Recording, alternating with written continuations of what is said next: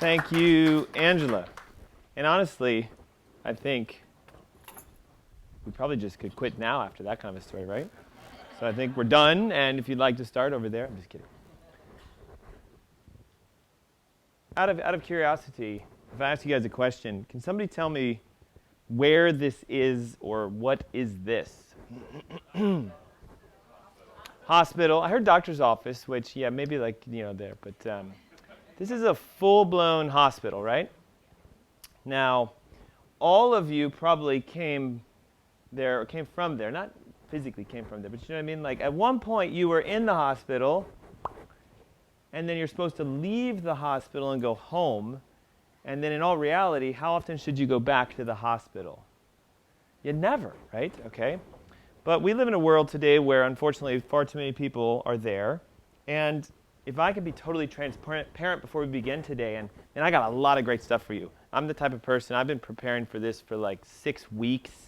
I didn't sleep for the last 2 nights. I'm reading stuff left and right and downloading information. And my fear, of course, is I'm going to throw out stuff and you're going to go, wait, what? I've never heard of that before. And so it's going to be okay, right? But I'd like to share something about myself first. Is that okay? And this is going old school. Ready?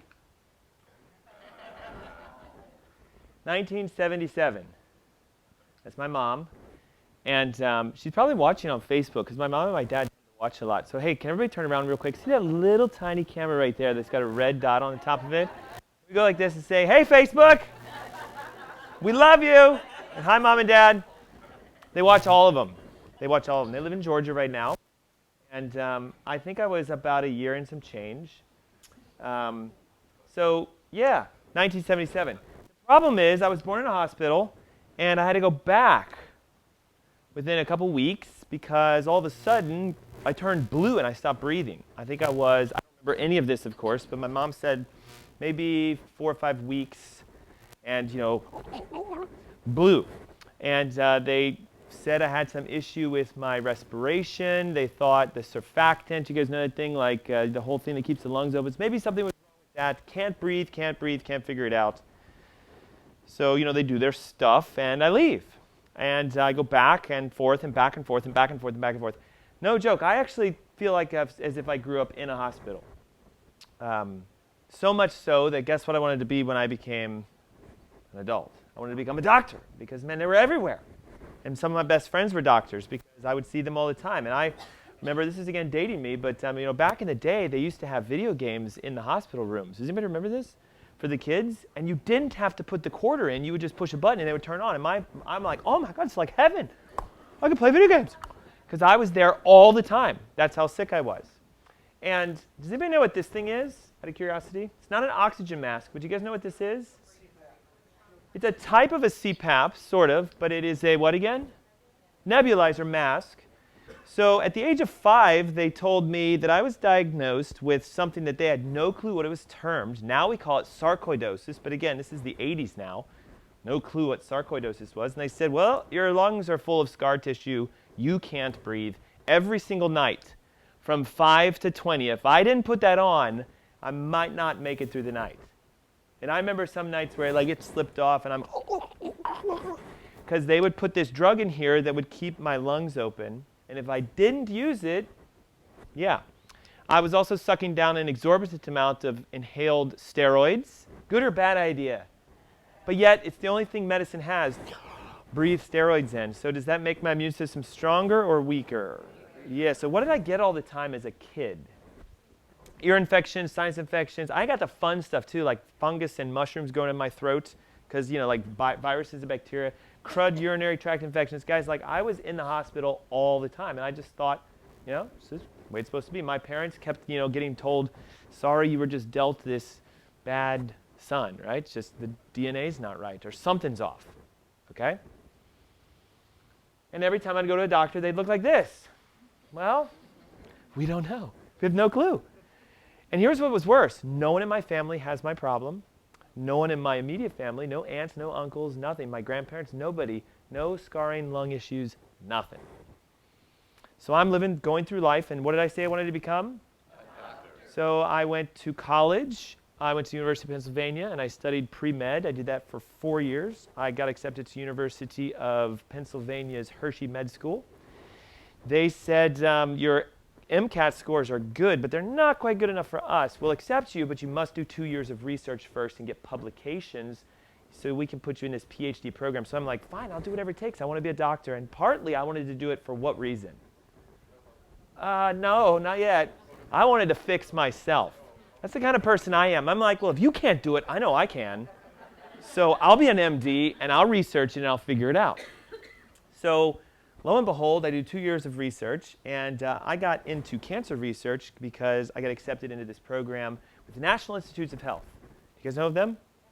I worked at the National Cancer Institute for 2 straight years. And if you Google my last name and you put the word cancer next to it, 36 some publications on studying how people die when they take chemotherapy.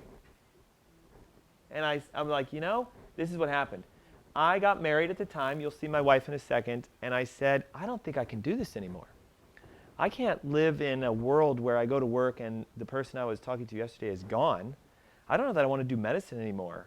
And I met her, and she was going to a chiropractor. And of course, when we get married, I start doing some of the stuff she's doing. So I go to this chiropractor, and he's like, the whole breathing thing, birth, I wonder if during the delivery, because you were born in the 1970s, they did something and damaged your neck.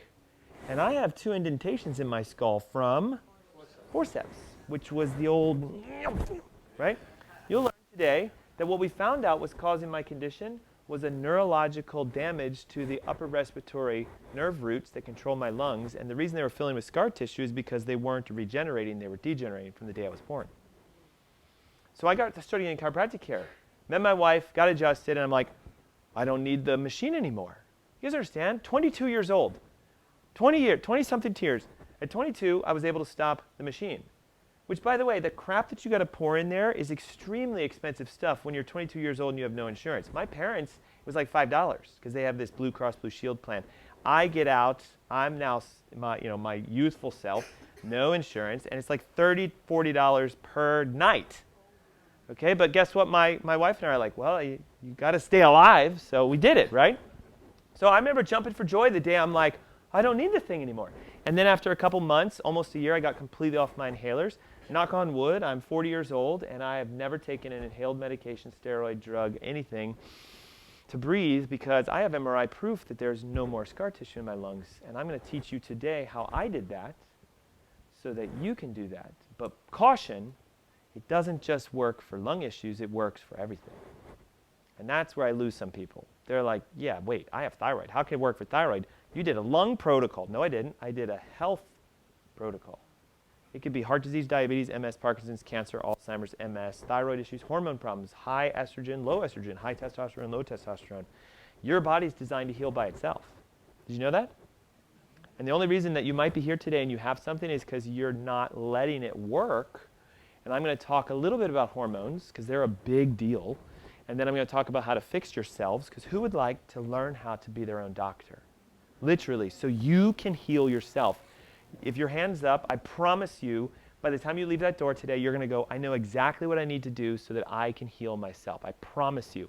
But I also promise you one thing. You're going to go during today like, yeah, that sounds a little crazy. My doctor has never told me to do that. Are you sure? Serious? So watch out for what's going on inside of your head, right? So this is my wife. And the thing with my wife is this. She is not only just amazing, because she's probably also watching. She watches as well. She's home with our kids, of course. Is I got myself well, and she was going through the process, right? So there were nights when, I would like, and she'd have to fuss around and find this thing. And I remember once we went on a picnic to this park in Charlotte. No, it was actually in St. Louis where I was going to school. And there was a lot of pollen out, and we had some friends with us. And they're like, hey, do you want to play volleyball? And this is before I'm off my inhalers. And we're like, yeah. And I'm like, I didn't bring my inhaler. And I'm like, I think I'll be okay, though, right? So we started playing volleyball. Man, full-blown onslaught asthmatic attack. I'm like this. I can't get my arms down. They're completely numb. Has anybody ever had this happen to them? Like, I'm hyperventilating. I blow all the carbon dioxide out. All my nerves go numb. I lock up and I seize. And my wife is like, what do I do, right? So, like, all gone. And then we set up a practice here in Charlotte back in the year 2007. And 2 years into practice, she gets sick. And it wrecked my world. And what was hard is the chiropractic stuff didn't work for her. What worked for me didn't work for her. Remember how Angela's like, you try this and it works and it doesn't work? So some of you, the chiropractic is going to be the thing you need. And for some of you, you're going to need what my wife needs, which is severe detoxification. We found out, long story short, she got exposed to mold. Mold pushed her immune system down to 0. And she had had a chronic form of Lyme's disease living in her body for years that got activated, and then Lyme almost killed her. And the MDs were, again, scratching their heads going, what was going on? When we got married, we were trying to have kids, and we couldn't. And guess what the doctor said the problem was? Either me or her. They're like, we don't know. Either yours guys aren't swimming, or her things aren't receiving, right? It's just plain as day. And so for years, 10 years, guys, we tried to have kids, 10 years. And again, it was just, you can't, and we won't, and there's nothing you can do about it. And then all of a sudden, my wife gets cleansed and detoxed, and then bam, she comes out 5 years ago. Her name is Ava. We call her our angel because she is blonde and blue-eyed, and we are not, and we have no clue where she came from. And then 8 months ago, he just came around and noticed again. We're like, what the heck? We don't know yet. And it still hasn't come in. I think for men, it takes a lot longer. And my dad, he gives a joke. He's like, boys come into the world bald, and then we leave the world bald. And so his name is Gavin, and guys, this is why I do what I do. Now, I'm going to show you a picture also of like, why am I here today? Because it breaks my heart that there are so many kids that still live that story I just told you, even still today. And some of you are living that story even as an adult, right? We had somebody call and cancel because they're like, I'm too sick to show up to your event today. And it's like, oh, man, you needed to be sitting there because you would fix your health if you had come today. So I train future doctors. We were at the office the other day, and I adjusted my daughter, and my wife was with me, and then she goes, okay, it's your turn. And we're like, are you going to do it? And she goes, yeah. So we lay down, and she starts coming around just, because, of course, I figure I want her to grow up knowing what I'm going to teach you guys today. By the way, just a little reference, 1,000% unvaccinated. She was born at an assisted home center, not a hospital, and I actually birthed her. And I cut the cord for her, and she's never been to a pediatrician, ever. She's never taken a drug for anything, and she's never been sick, never had a whooping cough, never had an ear infection, never had a sinus infection, never had anything, because she does what I'm going to teach you today. My son is now 9 months old, and he has never been to a pediatrician, never had a vaccine, never had anything, nothing. No ear infections, no chronic cough, no whooping cough, no diphtheria, no measles, no rubella, no mumps, no whatever they vaccinated against. None of it. Not because he didn't get lucky and not get exposed to it, but because I have been working on his spine since the second he was born. He got his first adjustment while the umbilical cord was still attached, cleared his nerve system. He eats only the food my wife eats right now because he's still nursing. And my daughter has never eaten anything in a wrapper that has more than 0 grams of sugar in it. She eats what we eat and only. Her favorite snack is raw broccoli. When we went on vacation last week at the restaurant, the guy's like, we have a kids menu. And we're like, no, she doesn't eat off the kids menu. She wants a grilled piece of chicken and raw broccoli. And the guy was like, does she want french fries with that? And we're like, no. Grilled chicken and raw broccoli. He actually goes like this, I do not believe we have raw broccoli. And I'm like, it's a restaurant. You've got to have raw broccoli. And he goes, well, we have cooked broccoli. And I'm like, just don't cook it, bring it out. Literally, the chef comes out and he's like, I don't even know that we're allowed to do this because we have to cook to sterilize all foods. I'm not sure I can give your daughter raw broccoli. And I'm like, I will sign any document you want. She will only eat raw broccoli. That's the kind of child I raise. And I have people ask stuff like, how did you get her to do that? It's all she's ever known. She's never eaten a French fry. She's never had access to them. When she goes to her friend's house and they have goldfish and stuff out, they'll offer it and she usually is like, what is this? And it's so strange. And when she tastes it, because she's 5 now, right? It's like, oh, she spits it out. So I love that I get to train up a new generation. Now for some of you, we have a lot of work to do to get you to that. But the point is, let's keep it real simple. Would you guys agree? If you can clean yourselves out, if you can balance your hormones, which I'm going to teach you how to do today, and if you can make sure that the power source that God gave you, your brain, can connect to all parts of your body, you will not only heal from whatever you have going on, you will never, ever, ever get sick. Am I saying you're going to live to an eternity? No, but you will never, ever, ever, ever get sick. because your body's designed to stay in a state of optimum health its whole life. Who would like to have endless energy, vitality, long living, all of the above? Does that make sense? So in order to do that, you have to understand, first of all, why would you want that? And this is the ultimate challenge test for everybody, okay?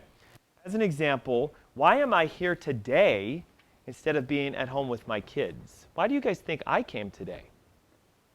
Somebody's probably going to say, because you need more new patients at your office. No, actually we don't. Like, I'm going to ask some of our patients. Some of you are like, stop letting people in.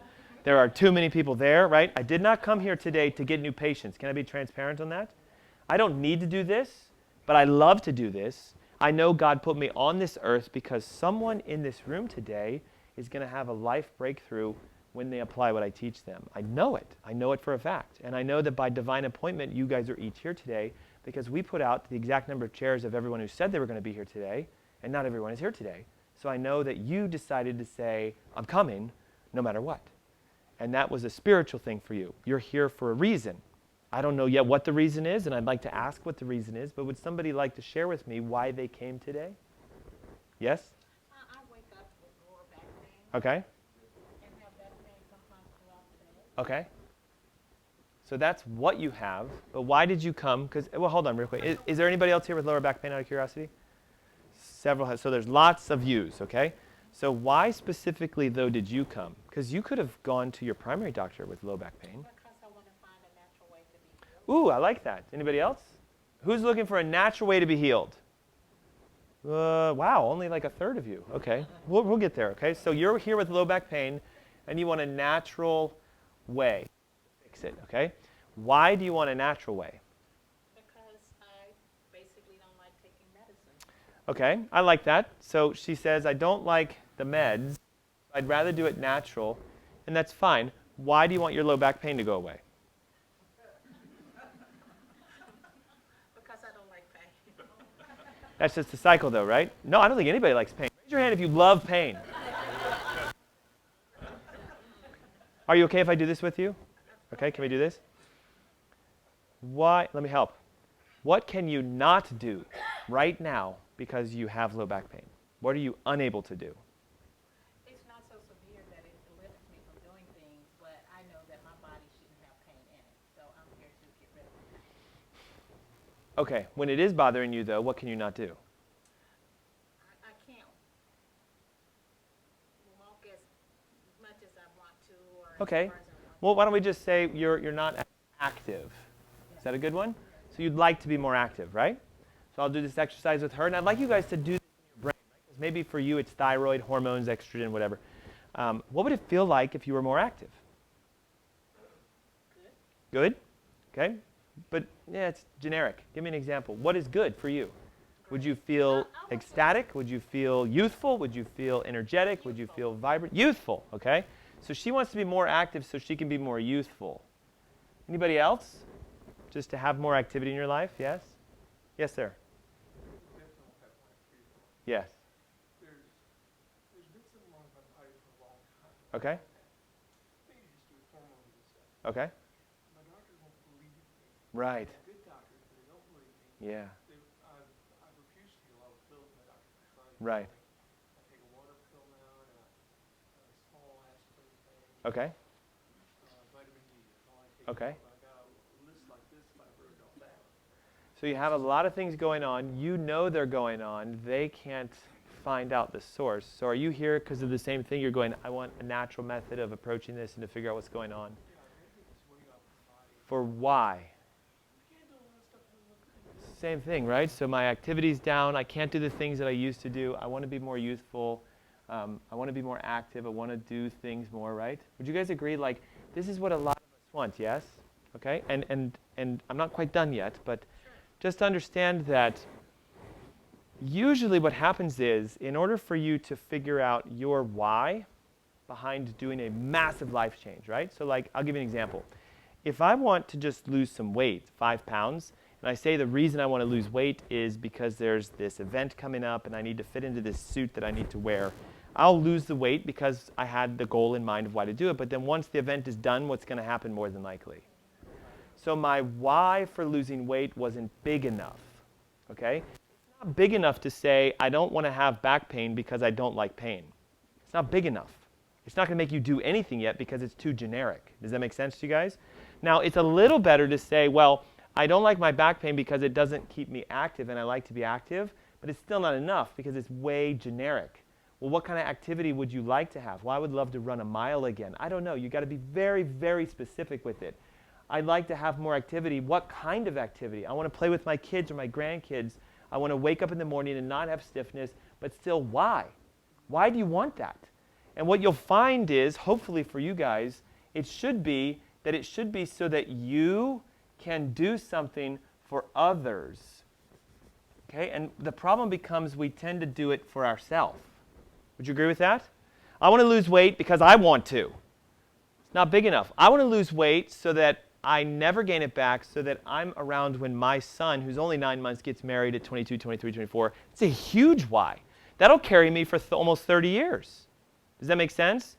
So you've got to figure out your why behind doing it. And then your package, you'll see you guys have this little thing that looks like a stool, and up at the top is a why, and it says, what is it? So my hope is as we go through this thing today, you're figuring out why you came here. So would somebody tell me another reason they came here today? Yes, ma'am. And that's a lot of people, right? I've always been a person that can get up in the morning, Yes, right? get out of the bed, Yes. sleepy, I'm sluggish, I'm not a coffee drinker, so Yep. I'm like forcing myself to drink. Yep. So we recognize that there's a challenge. We're tired. We like our energy so we can be active. And is it for kids, spouse, anything like that? Yourself? Friends, family? I have 3, well, I won't call them teenagers, but one's a teenager, Uh-huh. the older one's in college, Great. and work full time, and Yes, so it's just to live life, right? And that's fabulous. Anybody else? Yes. I found out that I'm going to be a grandmother, Oh my gosh. so I have Yay! my first grandchild. So first grandchild. Now that's a big why, isn't it?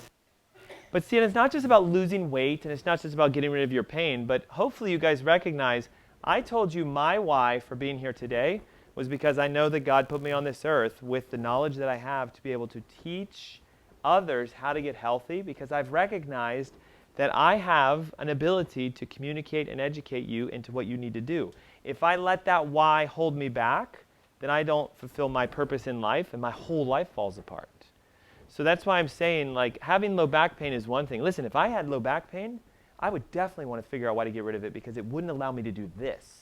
Does that make sense? And I don't know what your whys are, but did anybody come here because of like a condition, something going on, you're okay sharing? Like I have diabetes, hypertension, high blood pressure. What are they? Just shout them out for me real quick. All of the above. That's a problem. But guess what? Some people do. I met with a patient the other day, no joke, 22 prescriptive meds. And I looked at her and I'm like, are you just waiting for the 23rd? Like, what are you looking for? You know what's interesting? She goes, I'm actually looking to figure out why I have to take all of these because my MDs won't take me off of them. You're in the right place. That's what I do. So I heard I have all of the above. What else? There was a diabetes one, right? What else? Inflammation. What else? I heard too many at once. Say it again. Arthritis. Okay. What was the other one? Thyroid. Autoimmune. High cholesterol. Is that a good thing or a bad thing? It's a good thing. I'm going to say hurrah. And we're going to talk about that today. So I told you, some of you are going to say, this guy's nuts. This stuff is crazy. Okay? Are we good? Is there another, just out of curiosity? Fusions. That's a part of all of the above. And I already know that with you. We're already talking about that. So anything else? High blood pressure. That's a good one. We'll talk. And just everybody, right? Weight loss. Especially right now, man. Right now it's summertime and everybody's going, I need to lose some weight. Okay? We're going to hit all of these. And again, I hope that you actively participate. This front row is not doing very well. I haven't seen anybody turn that front page except for Joan. And I don't see any Y's on that sheet except for maybe Joan. Right? Oh, you're taking your own notes. But let's get serious because, I could honestly stay here all day. The only challenge is, what do I have at 3 o'clock? My show today. What time do you think I have to be there? Minimum 2:30. Minimum 2 o'clock on the average. And it is 11:47 right now. We're gonna have a perfect amount of time. But just know, though, unfortunately, I do have one stop I have to make before. So I got to make try them on time. When my watch goes, it means we're going to have to close. So my job is to keep ourselves on time, okay? So I'd ask a question real quick as you guys think, right? Definitely take your notes out. Ready? Who can tell me what this is? Thank God. Now, if you were a medical doctor and you were going to diagnose this as a condition, they might say it's some fancy phrase like de-arenization of circular whatever, right? They come up with all these fancy terms for like your conditions, right? We're gonna all be medical doctors for a moment. Ready? You guys okay with this? So if you were an MD and you had someone come in with a flat tire and you found out there's not enough air in their tire, what would your prescription be? Air. And how would you put the air in the tire? Well, an MD? Really? An MD? You're an MD right now. Don't go too fast. They're going to say, your tests have come back, you don't have enough air, and they're going to prescribe you more air. Do you see the analogy, guys? What was my problem? I didn't have enough air in my lungs. Anybody catch this? Okay, ready? I have a flat tire, it's an MD, and they say you need more air. So you fill it up, and it looks good, and you're like, oh, you guys are amazing, I feel great, my car works, I'm running, but what's going to happen? It's going to come back out. So they're going to say, well, no problem. We'll write you a automatic renewal of a prescription for air. And just keep filling it up. Okay? This is the difference between what I do and what all the other doctors do. Okay? Now, let me ask you a question. What's causing the air to come out? Let's try to get functional or traditional, we'll call it holistic medicine. Now we're going to work into the realms of people who look for the cause of things, right? What's causing the air to come out? Well, I heard a nail in the tire, but what if it's a screw in the tire? So that doesn't really work. So we got to be specific now. Let's try to. So there's a leak. Would you guys agree? Now, could the leak come from a nail? Yes. Could it come from a screw? Yes. A bolt? I had that problem. Anybody ever run over a bolt? Oh, I was on Highway 77 going south, and I hit a bolt, and it was like the hole was that big in my tire. They said the reason the whole thing exploded was all the air came out in less than a second. And literally, my car almost ran like, I mean, it was an explosion, okay? So, point being, how else, though, could air come out other than it being punctured? Let's try to go deep. Well, the rim could be damaged. Good job. There could be a seal break. Great. So the tire might be fine. The stem might be broken. And it's okay? But irregardless, medicine is going to say, just keep filling it up. Okay, do you see the challenge? If this is an insulin issue or a sugar issue, just keep taking your metformin and glucophage. If it's a thyroid problem, just keep taking your Synthroid. Don't figure out what's causing it because we don't know. We're clueless. We don't know what's causing your problem. We just know that if we get real technical, I could install an air generator right here and put a line down that actually runs through and connects to it that would have a sensor, because it's 2017, it would automatically detect the pressure and will actually fill it up itself, and it'll stay full even though you have a hole in it, because that's what we could do surgically now. I could put a pacemaker on your heart and make it beat for you. I could put an insulin pump on your hip and pump insulin inside of you. I could put spinal stimulators on your brain and make your brain control itself, even though you can't do it. So watch out, guys. They have an outside-in approach. Everything they do comes from the outside. Swallow this, or we will put this inside of you. And that is not real healthcare because it won't address the problem. Now, what a functional doctor or a clinician or anybody that works in the holistic realm would say, let's figure out why, fix the why, and then not a tire. I wouldn't do this, but if this was a living tire and you fixed the hole, what would happen?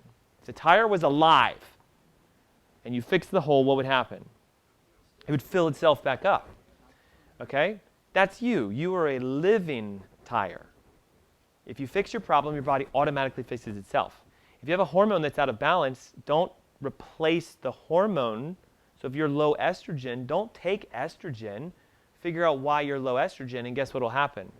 It'll come right back by itself. That's the difference between medicine. They live in hormone worlds.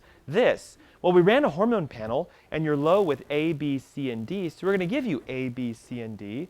The problem is they don't realize that hormones are wildly, wildly intricate. It's not just take this for that, nor is anything in your health. Give me at least one thing that can cause your blood pressure to be high, since we have someone here with high blood pressure. Just one thing. Sodium does not actually. Stress could make it go high. What are some other things? What organ could cause your blood pressure go up? The heart, yes, but give me another one. What's another organ that might actually control your fluid regulation? Kidneys. So you could have a kidney problem and have high blood pressure. So if they throw lisinopril at your heart and they leave your kidney alone, will your pressure go down? Yes, but what will happen when you stop taking it? Because it might be a kidney issue. Do you guys see? That's functional. We go after what could cause it. And what's interesting is you guys will actually go, oh, I can see how the kidney could cause a problem. Because if I don't urinate anything, where does all the fluid go? Gets reabsorbed.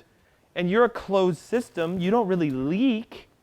So if the fluids build up, the pressure builds up, and your pressure goes up, and the doctor will never say, well, but they do, don't they? They say, we're going to give you a water pill. We're going to make you urinate more out. So they're not going after the true causes. The interesting thing is if you want success in your health or you want failure in your health, whose decision is it? Is it your MD's decision to decide if you have a successful run with their medications? Or is it yours? What about if you want to fix it on your own? Let's say you do have diabetes. Whose responsibility is it to make the diabetes go away? Your medical doctors? What about Aetna, Blue Cross, Medicare, Medicaid, Humana Gold? What about all those policies you guys pay for health? Is it their responsibility to fix you? So whose responsibility is it? Now here's the problem with that. Most people will often say to me this. Let me use an analogy, right? What's your first name? Hank? I'm not going to claim that you have it, but let's just pretend you have diabetes. And I say, Hank, how are you going to get rid of your diabetes? What are you going to do to make you no longer be a diabetic? What do you think most people start saying to me? Maybe he'll say it. Yeah, well, obviously, right? So we got to stop eating sugar. But you know what's really wild? What do a lot of diabetics still eat? They still eat carbohydrates. I was working with a diabetic the other day. Ready for this? 300 was her sugar reading in my office. And I said, listen, you cannot eat any more sugar. She's like, I don't eat any sugar. I ate nothing. What'd you have for breakfast? I had a bowl of oatmeal and I had an apple. I'm like, that's all sugar. And she looks at me and she's like, what?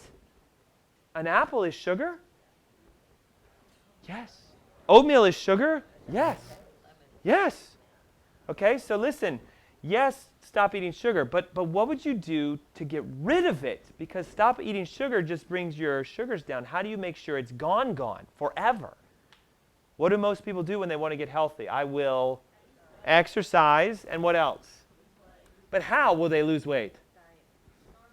Yeah, they'll go like this. I'll go to the two things that I'm trained in, right? Because this is what you guys are trained in. I'll go to the two things that I know. I should exercise and I should eat right. The problem is, does exercise get rid of diabetes?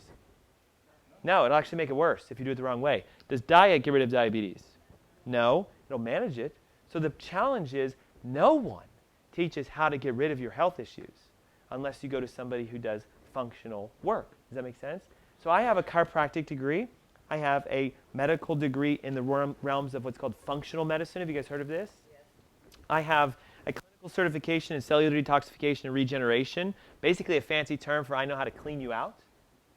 And I'm certified in various techniques as far as rehabilitation neurologically, physical therapy, etc. So I have spent my entire life learning how in 14 days you can make diabetes go away to 0. I've actually taken some people from 300 down to normal within, say, 5 or 6 days. I met with a client the other day. He came back within 2 days and went from 192 to 96 in 2 days. 2 days. And he goes, how do I continue that trend? We're going to keep working together. So I want to teach you diabetes, inflammation, arthritis, thyroid, autoimmune, high cholesterol, blood pressure, weight, your responsibility. The problem is you get to choose between success and failure because it's ultimately your decision. You get to decide, do I write down what he says and do I do it? Does that make sense? Eat a stick of butter every day for breakfast, nothing else, for 90 days, and your cholesterol will go back to normal. Do it. But guess what? You're going to say, that's crazy, that's insane, it's ridiculous. Did you guys know butter is high in conjugated linoleic acid? It has a very special type of saturated fat that will actually make your cholesterol go down. Why do you think the medical doctors say don't eat butter? Because they want you to have high cholesterol so that you can take Lipitor, Simvastatin, Vytorin, Crestor. You guys understand? It's all about the money. Did you know butter makes your cholesterol go down? Did you know that? In 1930, what did we eat? And how much heart disease was there in 1930? Extremely low. The chances of you having a heart attack was like 1 in almost 1,000. Today, it's 1 out of every 2 people in the United States. 1 out of 2 will have a heart attack. Half this room is going to have a heart attack at some point. But if you start eating butter, you won't have it happen. I told you, what I'm going to teach you, you're going to say, this is insane. Who wrote down, eat a stick of butter every day? How many of you are like, this is still nuts? This is still nuts. Where's the exit door? How do I get out without the alarm going off? Listen, guys, they've done the studies on this. Ready? If I line up 100 people and I tell them, your issue will go away if you just eat a stick of butter a day, you know what this? Only 3 of them will do it. They've done studies on this. Only 3. They say this, if you put $1 a day into an account, you'll be a millionaire in 20 years. Only 3 people will actually do it. The reason is because everyone will come up with an excuse as to why they can't, why they won't, why they shouldn't, or why somebody else has told them that's insane. Really? Think about it. Really, let's roll with this. Eat a stick of butter every day. Somebody tell me why you would say, I don't think I'm going to do that. Let's be transparent. Go with it. Because I've heard it's bad, right? I don't want to do that because if I do, what's going to happen? If you eat a stick of butter a day, what's going to happen? The problem is taste. Well, okay, well, that's an excuse though, right? I don't like the taste of butter. Already trained. I don't like the taste of butter. What is that? That's a failure excuse. Get over it. I want somebody to carry my butter. We'll talk about that. But how many of you at least have been told if you eat a lot of butter, you're going to have high cholesterol, and you're going to have a heart attack? But who told you that really? Like seriously, who sat you down and said, did you know that eating butter causes heart disease? Nobody actually did it. Do you guys realize this? It's a colloquial thing that's just been going around for year after year after year after year after year after year. Now, if we were in the year 1930, everybody would say, eat margarine, you're insane. We eat butter and lard, you're insane.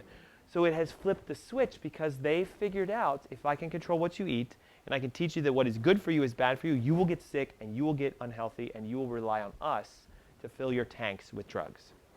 It's hard.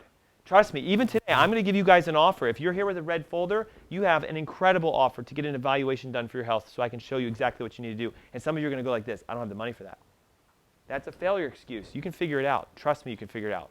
You can put on a no-interest credit card. You can figure it out. I don't have the time for it. Well, if you don't have the time to figure out how to get healthy, you're right. You're not going to have the time for anything in your life. And at some point, when you do get sick, guess what you're going to have to worry about? Money and time. It's either now or later, and now is always less expensive. Trust me. When my wife got sick with Lyme's disease, over the course of 2 years, we spent almost $100,000 trying to get it fixed. And I was like, I will spend whatever it takes because it's my wife. My parents, between all the co-pays and stuff, and again, remember when I said $30 a day? What is that per month? 30 times 30?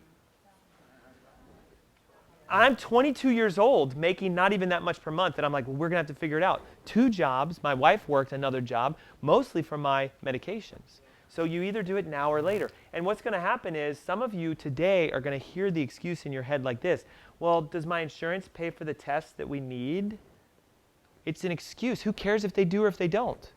Does that really matter to you? If you need your insurance to run a test for you because you say, I don't know that I can afford it, they're not going to pay for the test you need anyway to figure out what you need. Do you guys understand that? Whose responsibility is your health? Yours. You determine success versus failure. Are we okay with this? So whose job is it for you to be healthy? Yours. And what I'm going to do today, hopefully, is teach you so that you can do it. Does that make sense? I promise you, I will give you everything you need. But I hope you're one of those 3%ers who say, I'll do what he says. If I need a test, I'm going to go get it. I'll figure it out. I'll help you guys with it. We can help you with testing. And I'm going to make a plan and an action. And you will get healthy. Guaranteed, I promise you. Let me ask you a quick question real quick before we really get started. If I fall and I break my bone in my arm and I cast it, what's the guarantee that the bone's going to grow back together again? Really?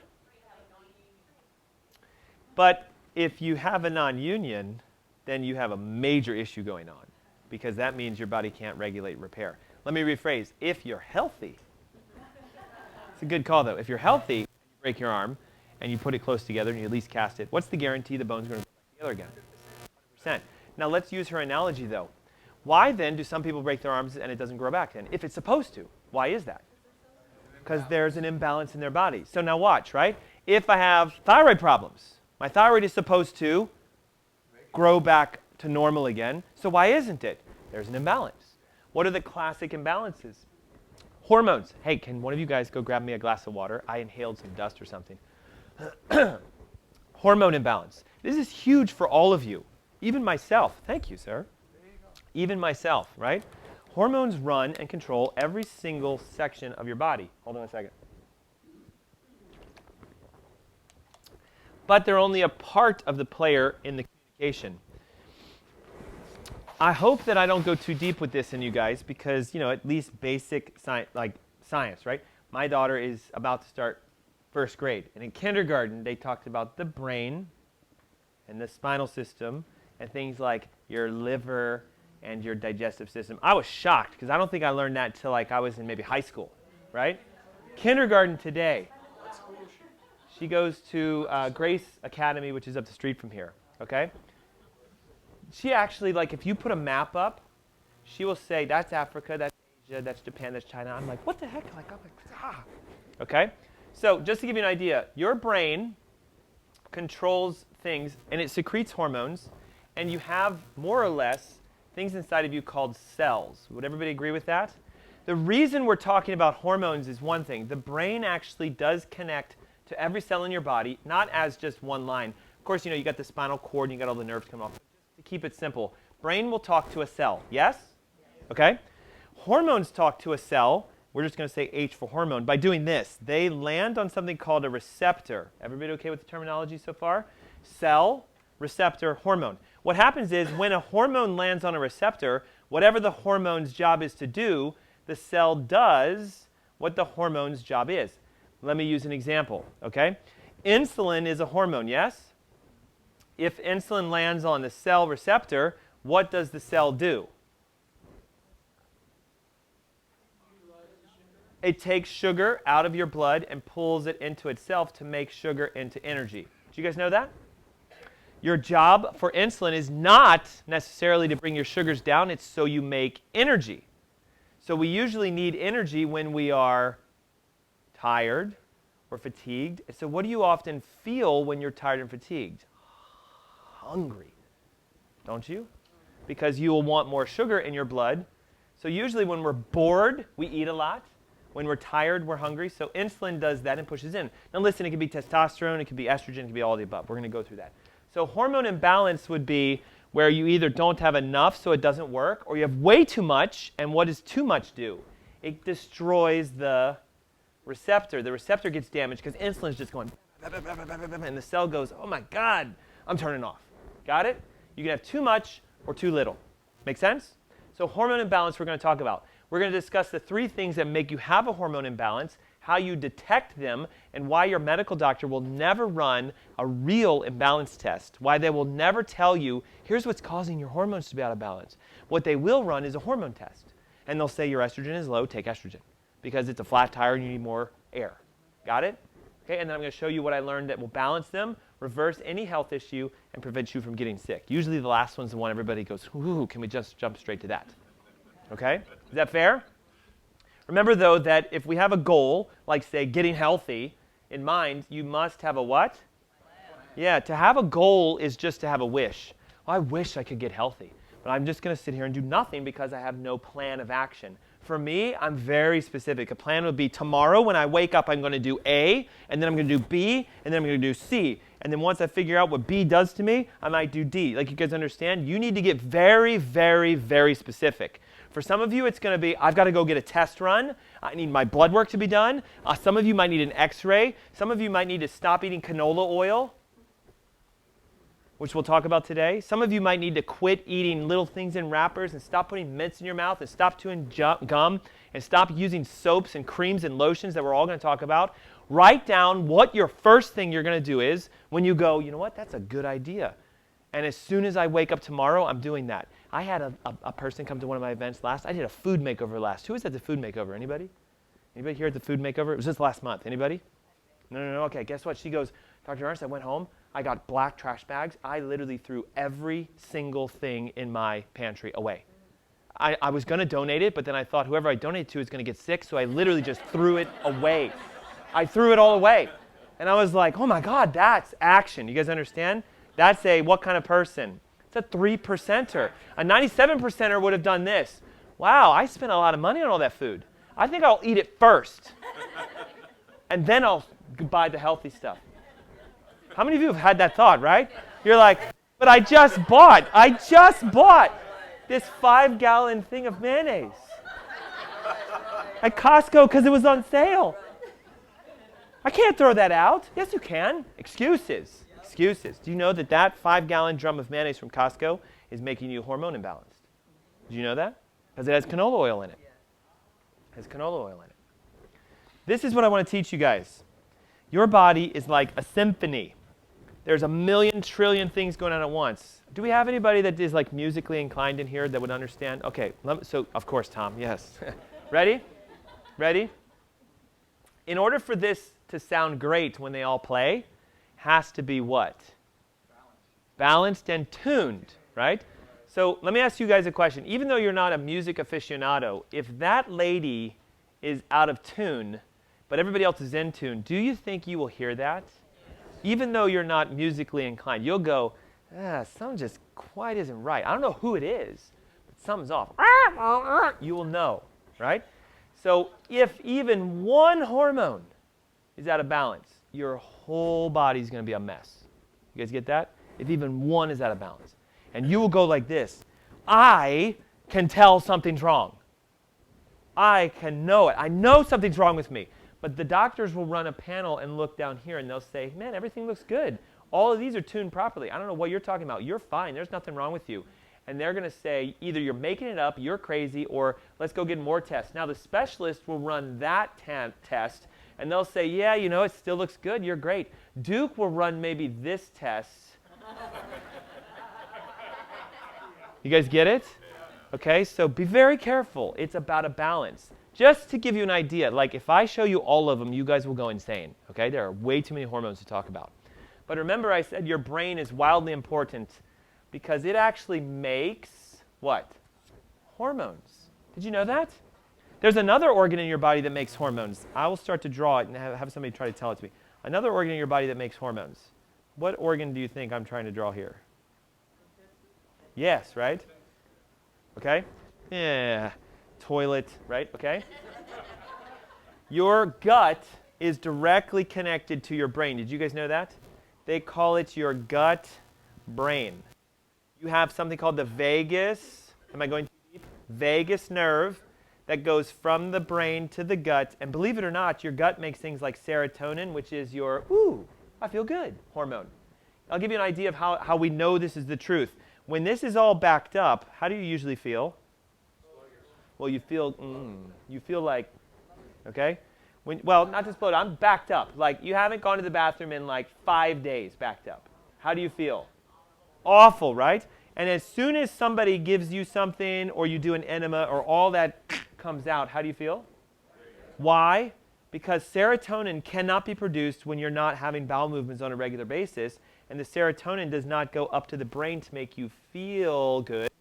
So most of you just need a really good release. You just really need to get that stuff out of there. A lot of you need to get that colon moving again, and it will naturally balance your hormones. Did you know that?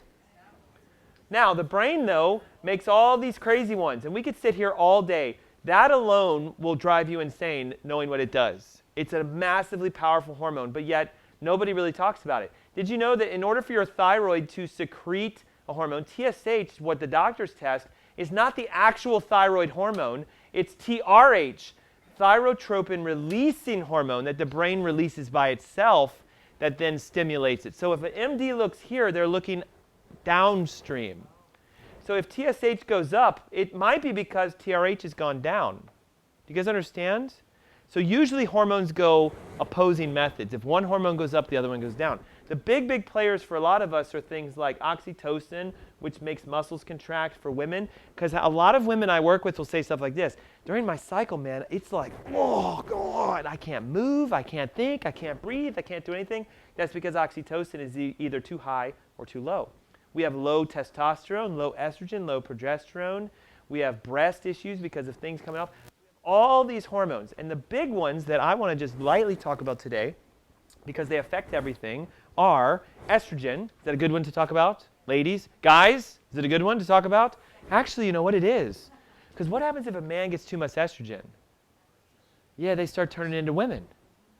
But when I say it that way, I mean this. Man, we get moody as men. Not that women are moody. You guys understand that? I'm not saying it negatively that way. Men, when our estrogen goes high, we literally, we can't control our moods. We can't, okay? Also, what happens is we tend to get cancers like crazy. Progesterone is both a male and a female. Testosterone is also good for women too. Did you know that low testosterone in a woman is the primary reason for polycystic ovarian syndrome? Primary reason. And there's an issue that makes you convert your estrogen into testosterone. So when you have too much testosterone as a female, that's an issue. And believe it or not, an underlying root condition, which we'll talk about, is the cause of all of that. And it has to do with what I just drew right here. Sugar. Cortisol is what makes us stressed out and not sleep. Insulin is what drives our sugar response. Thyroid, right? It's our weight loss, feel good, my hair's clean, I'm loving my life hormone. And then who knows what this one is? Leptin. What does leptin do? No, it does not. Doesn't have anything to do when you're hungry. It tells you to burn fat. The other one, ghrelin, is when it tells you when you're hungry and when you're not. So if leptin is too high, you don't burn fat. If leptin is too low, you don't burn fat. If ghrelin is high, you're hungry all the time. And if ghrelin is low, you're those people who could go like 5 days without eating and you're like, I'm fine. Anybody know someone like that? I can go almost 3 days before I feel hungry. Ghrelin. If you can control ghrelin, you can control leptin, and you can lose weight while you sleep. 1 pound per day at night on the average if you fix leptin and ghrelin. 30 pounds in 1 month if you fix it. Anybody? Who would like to do that? I did that. I used to weigh almost 210 pounds. I was a 38-inch waist. Remember I told you guys I was really sick? Really sick. I know a lot of you look at me and you're like, you've been healthy your whole life since the day you were born, etc. Even my patients, goes, you're in your 40s? I thought you were like 28. Like, I'm telling you, right? If you do what I tell you to do, you will regenerate. You can anti-age. You can clean yourself out. And I've even had patients in their 80s and 90s lose over 100 pounds in 6 months. Your body will do it for you, but you can't force it. You can't force it. Here's the problem when women get too much estrogen, okay? Sorry, that's what came up on Google when I typed it in, okay?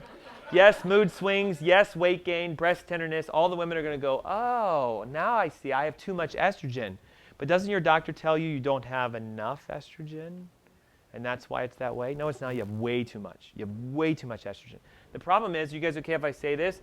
There's E1, 2, 3, 4, 5, 6, all the way down to 16. Did you know that? All different types of estrogen. So what they test is a specific type of estrogen, and if that one's low but E4 or 5 or 6 are really high, you actually have high estrogen. And here's what's crazy. If you take a hormone replacement therapy estrogen and you put more of this in and your body's converting it into that, what have you just done? You just put pedal to the metal on your condition. You just made it worse. You just made it worse. And then you get breast cancer because these guys down here cause cancer. Does that make sense? And what turns estrogen into the toxic estrogen? Sugar. Specifically, how sugar activates an enzyme called aromatase. I don't want to go too deep. I might be going too deep. Aromatase will convert estrogen into testosterone. Uh-oh, right? For women, if your testosterone goes up, you get PCOS, you get hormone issues, you get thyroid problems. If your estrogen goes down, your doctor will see that, and then they'll give you the drug to enhance it, and then you push yourself towards cancer. Do you guys see the problem? They don't look for the cause, okay? Excessive and sometimes even low levels of period release, and, of course, we sweat like crazy. Did you guys see the thing I had up at the front? The lady sitting on the bus, and she had like fire around her. Did you guys see the slide? She was like, I'm hot. It just comes in flashes now. I'm still hot. It just comes in flashes. Did anybody look at the pictures and the slides I put up? It was this woman. She's like, I'm still hot. It just comes in flashes.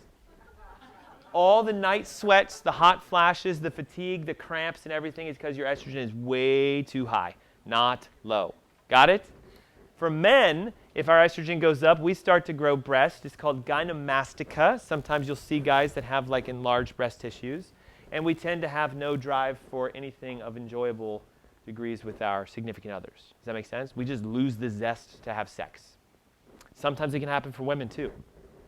Usually infertility, and we can't get things up, and stuff's growing like crazy, and we're gaining weight, and then we go through andropause. You guys know what andropause is? It's the equivalent of menopause for men. And our hormones go south on us, and we usually become that kind of like grumpy old person, etc., right? So there is a condition where men go through a version of menopause. Now, did you know that progesterone is often an issue when it goes down? So here's what classically happens. Your estrogen levels go up, and as a result of that, your progesterone goes down. I want you to learn one thing real quick. Estrogen makes things grow, and progesterone makes things shrink. It protects. It's a pro-hormone, a protector.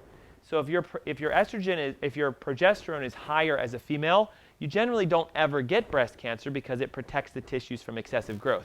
Nor do you get uterine cancers, or nor do you get kidney cancers, etc.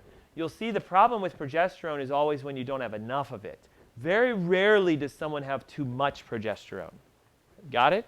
So almost classically what you'll be told is you have way too much estrogen, you don't have enough progesterone, so what do? They give you this, and they give you sometimes this because they'll test the one and they'll say it's also low, right? It's the air in the tire mentality. If it's testosterone, it can be a little bit of everything based upon who you are, of course. For women, as they get older, they'll often say, like, I just need more support, right? It's dry, okay? And then we can't hold our urine in. And then our skin gets dry, our hair cracks like crazy, we have no desire to have sex anymore, and then we just start to lose the zest for life, right? I have no energy. I just can't seem to figure out where it's coming from. We eat great foods, we work out all the time, and we're even more tired. Anybody? Go to sleep, and you're even more tired when you wake up. You're like, what the heck? I'm not plugged into the wall, I guess, like my iPhone charger's broken, something like that, right? Now, if you have too much of it, of course, this is what a lot of us know. For men, we get a level of toxic testosterone, because guess what? Just like estrogen, there's like T1, 2, 3, 4, 5, 6, 7, 8. So just because you're low T doesn't mean you're not high toxic T, and that can cause problems. So usually for men, what happens is if we have way too much, we get very aggressive. We get kind of like that, almost like, my daughter, right? She's 5. The Gaston in Beauty and the Beast kind of thing, like that. That's too much testosterone, right? I can take over the world, all that kind of stuff, right? I watch too many Disney movies. But for women, though, guess what happens? We start growing hair around the chin, a little mustache under here, etc. when your testosterone goes up. So what do we want to do? Do we want to take them and alter them medically? No, let's let your body balance them by itself, because that's what we're here for today. Would you agree? So currently, medicine says, well, we're just going to give them to you. Now, here's what's crazy about it. Did you know they've actually studied that hormone therapy doesn't actually decrease what they're telling you the reason you're taking it is for, right? So they say stuff like, you need to take it because you're going to have cancer if you don't, or you're going to have a stroke, or you're going to have heart disease, you're going to have. But actually, the medical studies say, no, you're not going to have any of it. There's no decreased risk if you took it versus if you didn't, at all, 0. And if anything, you're going to get cancer if you do take it, which is crazy because most women take it to not get cancer. And yet they get the cancer as a result. Why? Because the one they give you makes the one they test for go up. And so they say, look, you're good, you're great. But then it's going boom, boom, boom, boom, boom. And all the toxic ones are being built. You guys understand that? It's literally as if they know what to do to make you sick, and they do. They just won't tell you that they do, because that's how they get you on their monthly subscription and their monthly plan costs, which is your prescription every 30 days. Here's something wild, especially for men. Because I work with a lot of guys, WBT is primarily a male radio station. You guys know that? It's like 85% male listeners. And mostly what happens is they call in and they say stuff like this. Well, my wife has blah, blah, blah. And I'm like, oh, I really know what you're talking about now. It's you. You just don't want to say it, right? But so I work with a lot of guys that have low T. Now, did you know, watch this, insulin resistance, which is called what? What's the common name? Insulin resistance. That is a diabetic, right? So if you have diabetes or you have insulin resistance, they're showing that you actually shut off your testosterone production. So if you're a male and you have blood sugar issues, you already automatically have low testosterone. By 25% is what they've shown. Now let me ask you a question. What does it take on a blood sugar reading for us to say you have insulin resistance? What number would show up on your test if you prick your finger and I would say, whoops, Insulin resistance. Do you guys know? So if you wake up in the morning and you prick your finger and your sugar is over 100, you have insulin resistance. Now, how many of you in the last 3 weeks have checked your blood sugar, out of curiosity? Okay? How many has never checked their sugars maybe in the last 90 days? You guys, you've got to start checking your sugars. I don't have diabetes. I check it every week at the minimum to find out what my numbers are doing because I try to keep my sugars between 70 and 80. 70 and 80, because that's the sweet spot, which you learned today. Now, just because it's 98, does that mean you're not insulin sensitive or resistant? No. It just means you might be. So what is the ideal morning sugar read? You want it to be between 60 and 70 ideally. I will allow as high as 80, but that's where it should be when you wake up in the morning. If it is higher than that, you have a hormone imbalance. Could be insulin, could be testosterone. It's a real easy way to look. How much does a sugar monitor cost? If you go online, you can get them for $19. Sometimes you'll get them for free. Sometimes you can go to Amazon and buy a combo pack for $25 and get 100 strips and a reader for 25 bucks. Oh my God. The problem is, whose responsibility is it to figure that out that you need to go do that? But it's also mine because I hope I'm teaching you guys, right? So what should action step number 1 be for Monday for some of you? Go buy a sugar monitor and check my daggone sugars Monday morning and find out where am I. I don't know if you wrote it down or not, but I do it every single week. Watch this. If you're a male and you go get testosterone replacement, this is a low T center in America, says that the replacement therapy costs what? Holy smokes. And you know how many people do this? The testosterone clinic for hormone bioidentical therapy in Charlotte has a 4-week wait list for people to sign up for a $395 subscription. Why do you think they do that, though? What happens when you give a male that has low T testosterone? He feels like his tire is full. I'm working. Whoosh, this is great. I'll pay $395 for this. But what is he doing? He's giving himself cancer because he's filling the initial one that they test and he's creating all the other ones. Then his hair falls out. Then he loses his muscle mass and he has no drive for sex. It could be the same thing for estrogen. Do you guys get it? So watch out. Is that a lot? I don't think it's a lot if you spend it in the right area. It's for you guys to decide. Women who take Premarin, which is the #1 hormone replacement therapy right now, they have directly linked it to breast cancer. There was a period where there was an organization that said you should stop taking Premarin. We think it might cause a problem. So a lot of women and prescriptions stopped, and they saw a 7% drop in breast cancer rates the year that nobody took it. And then they said, well, we actually found out we were wrong, so you start taking it again, and all of a sudden everybody starts taking it again. Did you know that Premarin is called Premarin because it's the urine from a mare, which is a female horse? Did you know that? It is hormones that they extract from a horse that's pregnant. They collect all of its urine, and they take the estrogen and the progesterone and everything out, and then they spin them out to separate them, and then they go, here you go. So they call it Premarin from a pregnant mare. Horse urine is what you guys are taking when you take Premarin. Did you know that? It's ridiculous, isn't it? Now, let me ask you a question. Should hormones be slightly different when you're pregnant than when you're not pregnant? So if you take a female horse urine's hormones pregnancy and you're not pregnant, what do you think it's going to do? Your body's going to go, what the hell are all these pregnancy hormones doing going around in me right now? I'm 49 years old. I have 2 kids that are in college, and what the heck? And you start to go haywire. Do you guys get it? Watch out. Now, I remember I said earlier that it's a good idea to have high cholesterol. And I know some of you are probably going like, again, you are nuts, you are insane. Why would you ever say that? Because cholesterol makes all your hormones. Did you know that? Now watch. Medical doctors know that if I get your cholesterol under 200, you can't make the right estrogens. Nor can you make testosterone or cortisone or aldosterone. You can't make things that you need. So they have a recommendation of less than 200 because it makes you hormonally imbalanced. My cholesterol is 285. It's been that way for as long as I can remember, and I always keep it at 285 because that's mine. I know my range. Your total cholesterol is meaningless when it comes to your heart disease risk. Did you know that? Cholesterol by itself does not cause heart disease. What causes heart disease? Well, no, because the plaque in the artery is the cholesterol. So does having plaque in an artery mean you're going to have a heart attack? Let's run this real quick.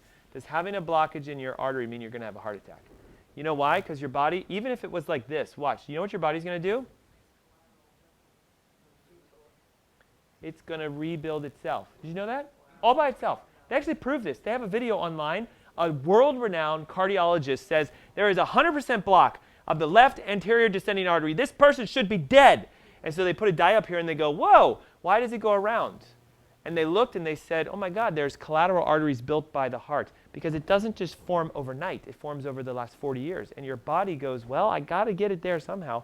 But your doctor wants you to think like a garden hose is blocked, you're going to die. You won't. You won't. Okay? Watch. What causes the cholesterol to stick right there? Because here goes cholesterol in your blood. What causes it to stick right there? Out of curiosity. Do you guys know? What was it? Inflammation, exactly. What causes inflammation? Cholesterol? No. Sugar. Now watch this. Ready? Sugar causes this to be inflamed, and cholesterol does what it's supposed to do. It clogs the inflammation to try to calm it down. But because you didn't cut your sugars down, what happens? More inflammation, more cholesterol. And what does the body do? It makes more cholesterol because you need the cholesterol because you're inflamed. So your doctor goes, oh my God, your cholesterol is going up like crazy. He should say, holy cow, you're inflamed. We need to fix the inflammation. And your cholesterol will go down by itself. But now they say, Crestor, Vytorin, and they try to get you down to 200 because then if you're inflamed and you can't make your cholesterol, what can you not make? And then you get sick. And then you need to take thyroid drugs and blood pressure drugs. You guys see it's a self-fulfilling prophecy. Trust me, it's not the MDs that know this. You guys realize this? I hope you don't realize that I'm saying your primary care doctor at whatever family practice you go to is going, if I can get your cholesterol low, you're going to die. No, they don't do it. Who's the ones doing this? Pharmaceutical companies know it all. The doctors actually don't even know this. What I just told you, they don't know either. They literally don't know. They just believe that cholesterol causes heart disease. The pharmaceutical company has so many scientists that have said, listen, man, we figured it out. If we can get sugar high and cholesterol low, people get sick. So in 1950, what did they say? Let's take all the fat out of diet and let's fill it with sugar. Let's teach people to stop eating butter and start eating margarine because we're going to put plastics in it. We're going to add sugar to it to make it taste better, and they'll all get sick and they'll all get heart disease. And then we can put them on Crestor, Vytorin, Lipitor, HCTZ, whatever you want to call it, and they'll have to do it every month, and they'll think we're going to try to help them. You guys see, it's such a vicious cycle. And you can get out of it by doing one thing. Balance your hormones, get your brain to reconnect. Make sense? So let's do this. Ready? Who's ready? We have a ton of time. Oh my God, it's only 12:29. Number one, we need to get rid of chemical toxins. And let me try to show you why. Do you remember I said that hormones tell your cells what to do? Right? So we have a cell. You have your brain. It connects to a cell, correct? Right? It uses the nerve system for that. You have your gut. I'm not going to redraw it, so I'm just going to say gut. Where does the gut connect to? Goes to the brain, right? Does the gut connect to a cell? A little more later on. Cells are made of fat. They have a huge fat layer around them, and in the fat are these things called receptors. The reason that we need to work on chemical toxicity is, what if your hormones are normal, but you still feel like there's a problem? What if your thyroid comes back and your panel says it's fine, but your hair's falling out like crazy? You know why that is? Because you may have a chemical toxin inside the receptor. So the hormone, insulin or thyroid or whatever, is going ping, ping. I can't get in there. There's something else in there. Everybody cool with this? They're called endocrine disrupting chemicals, an EDC. An endocrine disrupting chemical could be something in there. Okay? One of the primary issues is when a hormone lands, it tells everything what to do. So this is a cell in your body. You have DNA, you have mitochondria, etc. The biggest and most important thing for you to understand is your DNA actually does not really control your health. Everybody okay with this? Your genetics has not very much to do with how sick you get. Let me give you an analogy for that. If I get cancer at 65 and I didn't have cancer at 45 or 25 or 35 or 15 or 0, do I have a genetic cancer? No. Genetic cancer would be cancer when?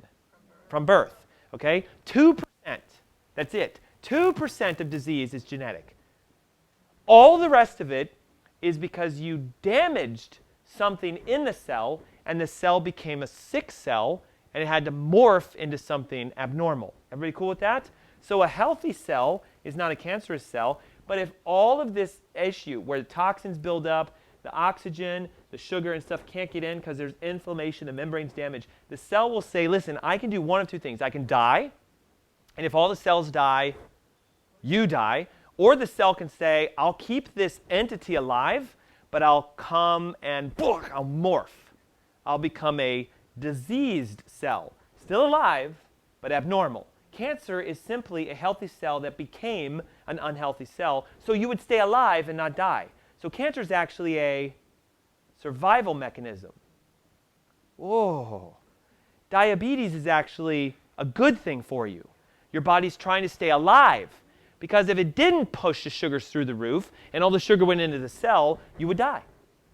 Thyroid issues, inflammation. Your body does the right thing at the right time all the time. The question should be, why is it doing that when I'd like it to do this? Oh, here, the root is messed up, and it switches by itself. Everybody with me on that?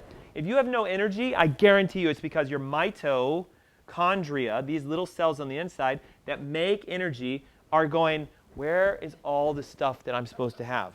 Where is the water and the oxygen? Where's the light? Where is it all? Okay? All you have to do is fix the membrane. Now here's the thing. The membrane is the barrier between your blood and what's inside the cell. So if I have magnesium in my blood, because I have people all the time that say stuff to me like this. Well, I have a lot of cramps hormonally, and my doctor said go take magnesium. I took it, and it didn't do anything. Has anybody ever experienced that? Okay, the reason for that is, how does magnesium get inside the cell to work? It has to go through a channel or a receptor. Do you guys understand? So if you're inflamed, the cell goes, I can't work. And when there's toxic buildup, because cells do create waste, yes? Yeah.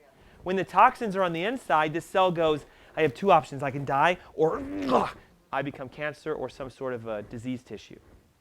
Now your body will actually eat the bad ones and regenerate the good ones when you decrease the inflammation and balance the hormones.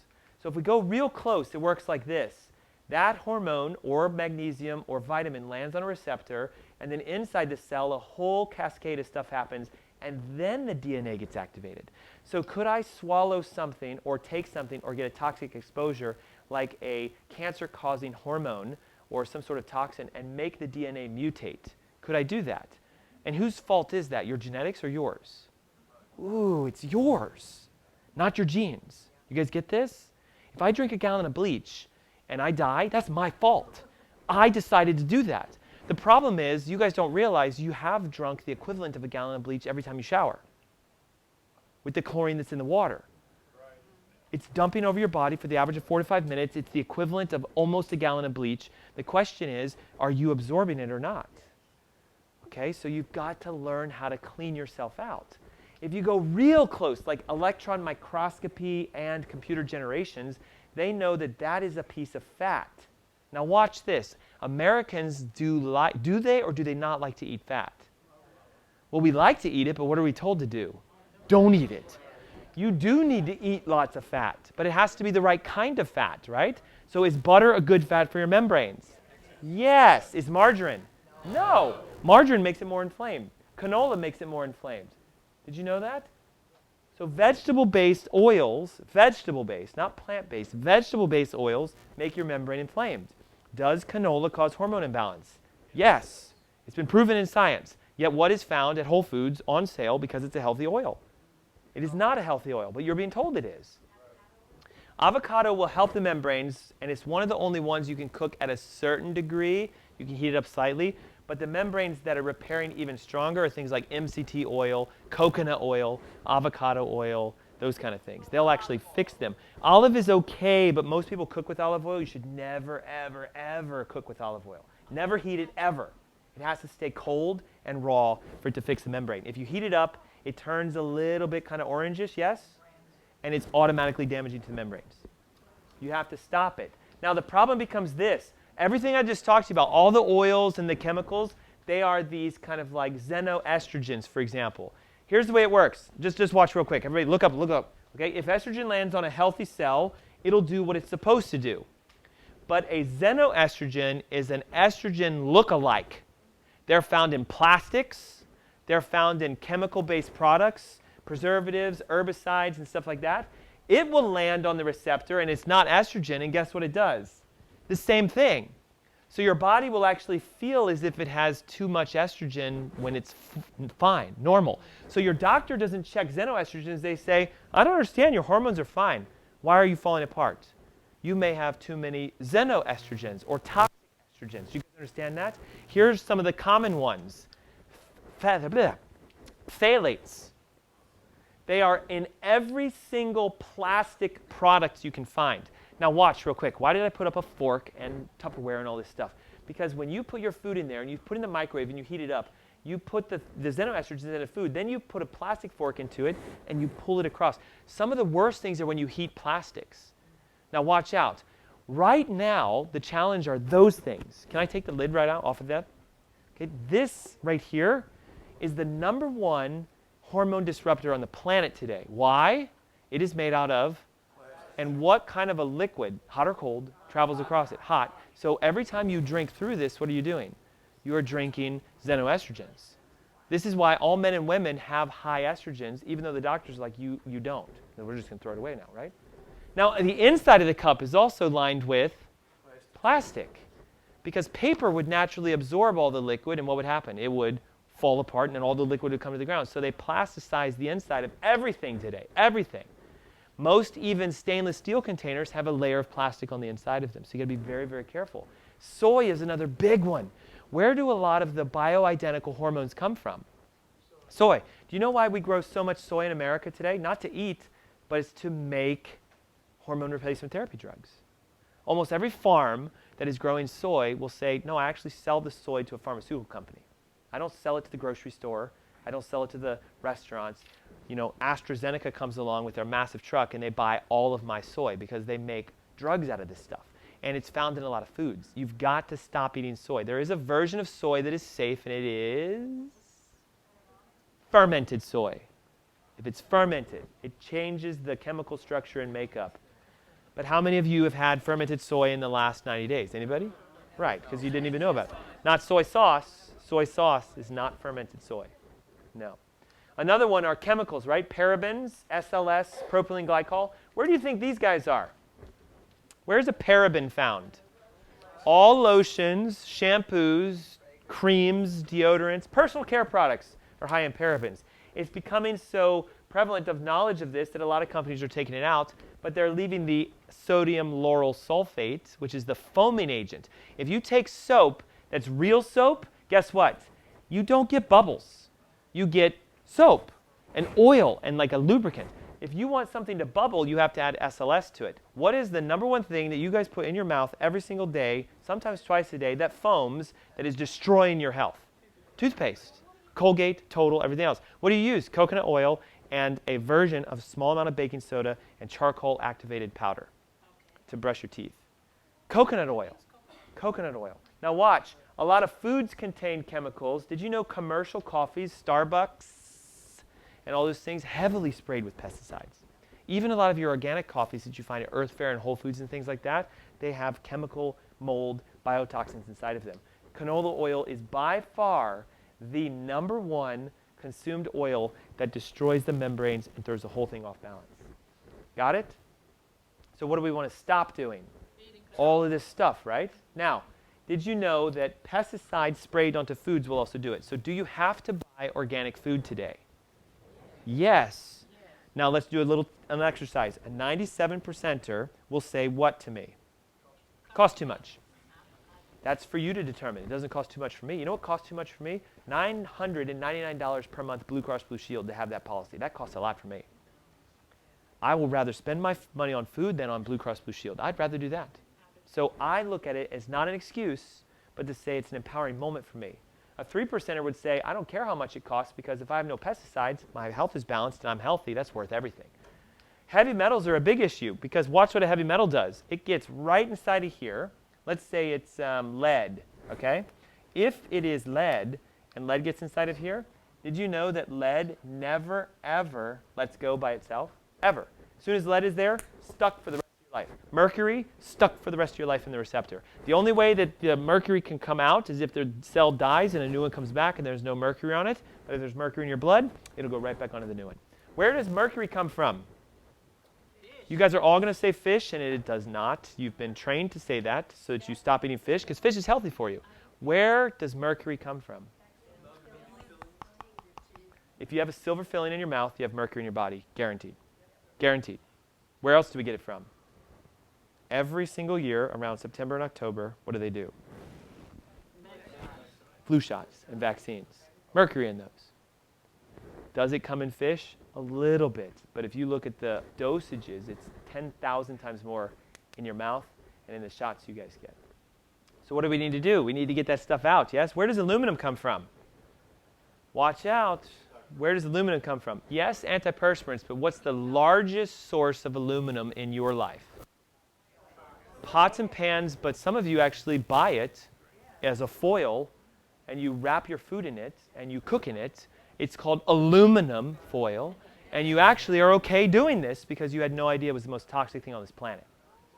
All the aluminum comes out of it. If you bake up hot potato inside aluminum foil, you are eating aluminum.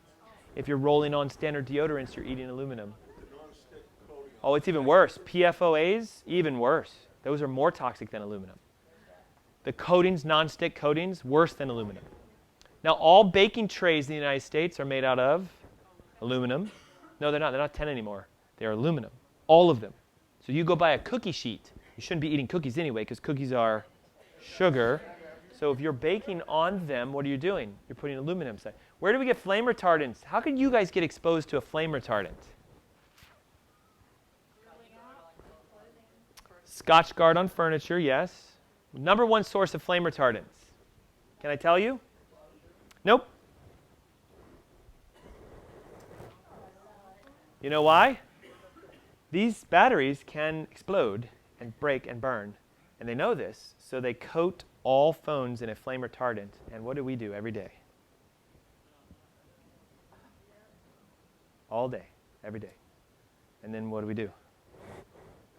Now, it also comes in your beds, your mattresses. All mattresses that are memory foam or any of that sort of thing are sprayed heavily with flame retardants because they can chemically catch on fire. Synthetic and bioidentical hormones. Remember I told you it makes more problems? You can actually cause more issues by putting it on there. And then lastly, of course, if you're inflamed, you're going to have receptor damage. Why? Because the receptor sits on the membrane, and if the membrane gets inflamed, the receptor cannot be received. Guys, I promise you, if you test for this and you find out you have it and you fix it, you instantly heal. If you fix the cell, you get well. I promise you. What's a test we could do to find out if you are inflamed, chemically toxic, etc.? I run what's called a functional blood test. Not a medical blood test, a functional blood test. If your resting glucose is 145, what do I get to say you are? Not just a diabetic. You're inflamed. And your hormones are out of balance. Remember, a medical doctor will say, that's diabetes. No, it's not. That is inflammation and hormone imbalance, and that's why the body pushed itself to 145. I'm okay with 145 because you're inflamed. But I'm not okay with 145 and inflammation making you diseased because that's what will happen. So if we fix the inflammation, what happens to the sugars? Isn't that what you want to have happen? So don't go after the symptoms. Don't go after this and say, oh my God, my TSH is a little low and my enzymes are off and I'm going to take thyroid medications. Don't do that. What you do is you look instead and say, wait a second, C-reactive protein is a marker that tells me your heart is inflamed. Do you think it's a good idea to know if your heart's inflamed? Homocysteine is a marker that tells me if every cell in your body is inflamed. Now look, normal is 0. And this person was at 17. It can go as high as 15, and medicine will say, I'm still okay with that, but what number do you think I like it to be? So I told this woman, you are 15 times more inflamed than you should be. You are 15 times more this. And she goes, oh, how do I fix that? But you have to understand, you've got to get tested first. Now, this test is a panel that I created through LabCorp. It has my name on it. If you go to LabCorp and you say, I want Dr. Ertz's panel, they'll do it. Now, if your insurance pays for this test, any idea how much it's going to cost on average? Just give me an idea. If your MD sends you to LabCorp and says, run Dr. Ertz's panel, any idea how much it's going to cost? It's about $800. That's the cost. Now, your insurance will pay some portion of it. You'll pay da-da-da. But the cost of the test is $800. Now, you guys saw the little sheet. Some of you have read folders and stuff, and I guarantee you some of you read through and you're like, $897, this is ridiculous. I thought I was coming for hormones. What is this? If you walk into my clinic and you ask me to run this panel and to sit down with you and talk about it, it would be $897. Okay, that's just what it is. I have a way of reducing the price and including it almost basically for free if you've never had it run before. A lot of you have been here, and your current patients, you guys have already had it run, and great. But some of you haven't had this run yet. Do you think it's a good idea for us to look at things like enzymes that attack your thyroid or your vitamin D levels, or heaven forbid, if you're acidic? Most MDs don't run these tests. Now, there's another test that you can have done that's actually quite simple, where you urinate into a small vial, and it tells me how many of your cells, instead of surviving, have died. Do you think it's a good idea if I can find out if your cells are dying inside of you? It's a huge idea. Now watch, if you're up here, that's like somebody who has maybe a week or two left because they are chemically toxic from taking chemotherapy, radiation. They've been medically, right? This is what you want it to look like, almost see-through. So you urinate into a little vial, you shake it up and down, and it turns a color, and we go, how much inflammation do you have? This test alone, run through your insurance, called MetaOxy, almost a $1,000 test. It's ridiculous. Why is it so much? Because it shows cause, not symptoms. Do you guys get that? Why is an MRI so much more expensive than an X-ray? Because it'll show you what the problem is. Oh, we found it now. That's why you're going to pay us so much. When a test tells you cause, they cost more. If you would like, I will give that to you completely for free. But I need to know if you guys want it to be done. And we'll talk more about that in a second. A leaky gut can cause a massive issue. Remember, because I said there's a gut issue? Now watch real quick, guys. Did you know there's bacteria in your intestines? Hopefully you would say yes, okay? Did you know, though, that 80% of your immune system is your gut bacteria? Did you know that? So your immune system are the bacteria in your gut. If you've ever taken an antibiotic in your life, you have probably created something called dysbiosis. Does anybody know what that term means? You have an inappropriate relationship of bacteria. Some of them are really high and some of them are really low. So if you have an inappropriate bacterial relationship in your gut, you will often have an inflamed gut. And so you'll go, well, I'm trying to lose weight and it just keeps piling on to my abdomen. Ready with this? Okay? What we've learned is that the cells, remember, there's lots of these next to each other. So let's say we're in your digestive system. There's a cell here, a cell here, a cell here. If I want to keep things tight and sort of filtered, the cells should be right next to each other. And they have these things called tight junctions or gap junctions that actually anchor them. It would be as if three people came up, interlaced arms, we're tightly bound together, okay? But if I don't have an arm, and the guy next to me doesn't either, then we can sort of just like freely flow around and there will be a space between. So what a leaky gut is when the membranes are ruptured because of damage from inflammation. And what happens is you start to leak stuff through that should be in your stool, gets into your blood. Do you think it's a good idea for stool toxins and stool waste to get back into the blood? Why? Because what do they then do? Toxins go after the receptors. So a leaky gut may make a hormone imbalance. I guarantee you your doctor didn't tell you that. I guarantee you they didn't tell you that. They say your hormones are low, swallow these, and guess what?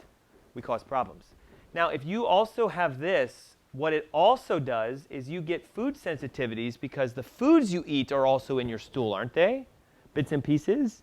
So if a small amount of some sort of food gets through and into your blood, your body says, is that whole food products in the blood? Oh my God, build an autoimmune response against that, and then you become sensitive to foods. So allergies are a big issue for a lot of people. One way to know if you have a leaky gut is if you eat a meal and your nose starts running clear and you're like, it's not the spiciness of your foods, it's not the hot sauce, it's the fact that you're leaking. And your body's letting you know by draining your sinuses to try to wake you up and say, hey, wake up, there's a problem. But what do? Oh, well, I'm just going to eat anyway. Okay, so watch for these things. If you have an inflamed gut, we also stop absorbing nutrients, and if I don't absorb nutrients, I can't get my supplements into my cell, and then this thing falls apart. Are you guys seeing it's a huge picture? It's actually quite simple. Clean out the toxins, get the gut working, and then we need to make sure the brain connects to the cell. Does that make sense? So, What does it do then? Well, we get stuff like stress that can inflame it, or we have toxins that can do it, or we're eating stuff through. But medications are a big player. And this is another thing the pharmaceutical industry doesn't want you to know. If you have hyperthyroid or hypothyroid, and you take a thyroid drug, you're actually damaging the intestines because the drugs are irritating, and then you create more irritation and inflammation, you create autoimmunity, and then you get another condition, which is why someone usually starts one drug and then has to take another one for something else. And they will tell you it's the side effects. But it's not. It's the side effect that your gut is leaking. The drug doesn't actually create the side effect. Your body creates the side effect. Does that make sense? So the more medications you're on, usually the more unhealthy you are.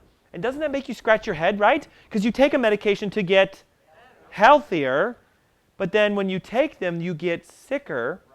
If you look at a healthy person, I want to be healthy, they take how many drugs? None. So then why on earth would you take them to become this person? If I don't take any drugs and I'm healthy, you should model what I do. Don't take the drugs and you'll get healthy. But you'll go like this. Well, if I don't take my drugs, I'm going to get more sick. I'm going to fall apart. I'm going to die. But who told you that? Who told you that? And it's 100% lie. 100% lie. Do you know right now, you could stop your Crestor drugs right now and you are not going to die. Your cholesterol will go up because it needs to go up, and you will get healthy, and you will heal, but you've got to stop listening to the medical doctors. Do you guys understand that? It is supposed to go up. It is supposed to. Now, leaky gut has also been connected to a whole host of things. If your joints ache in the morning, remember how Angela's like, man, I was stiff, and I couldn't do this, and if I'd sit down, I was afraid I couldn't wake up. You guys remember that stiff in the morning? It's a leaky gut.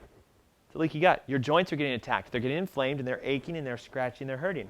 If you have a thyroid problem, I guarantee you, you have a gut issue. I guarantee you do. If you're tired all the time, I can't seem to get my adrenal and my energy up, it's a leaky gut problem. Depressed, anxious, worrisome, foggy, everything, leaky gut. Why? Because it is a core player. The three core players for health are, those three legs on your stool, are a chemically stressed body, leg number 1, a leaky gut, leg number 2, and a nerve system that cannot talk to the cells, number 3.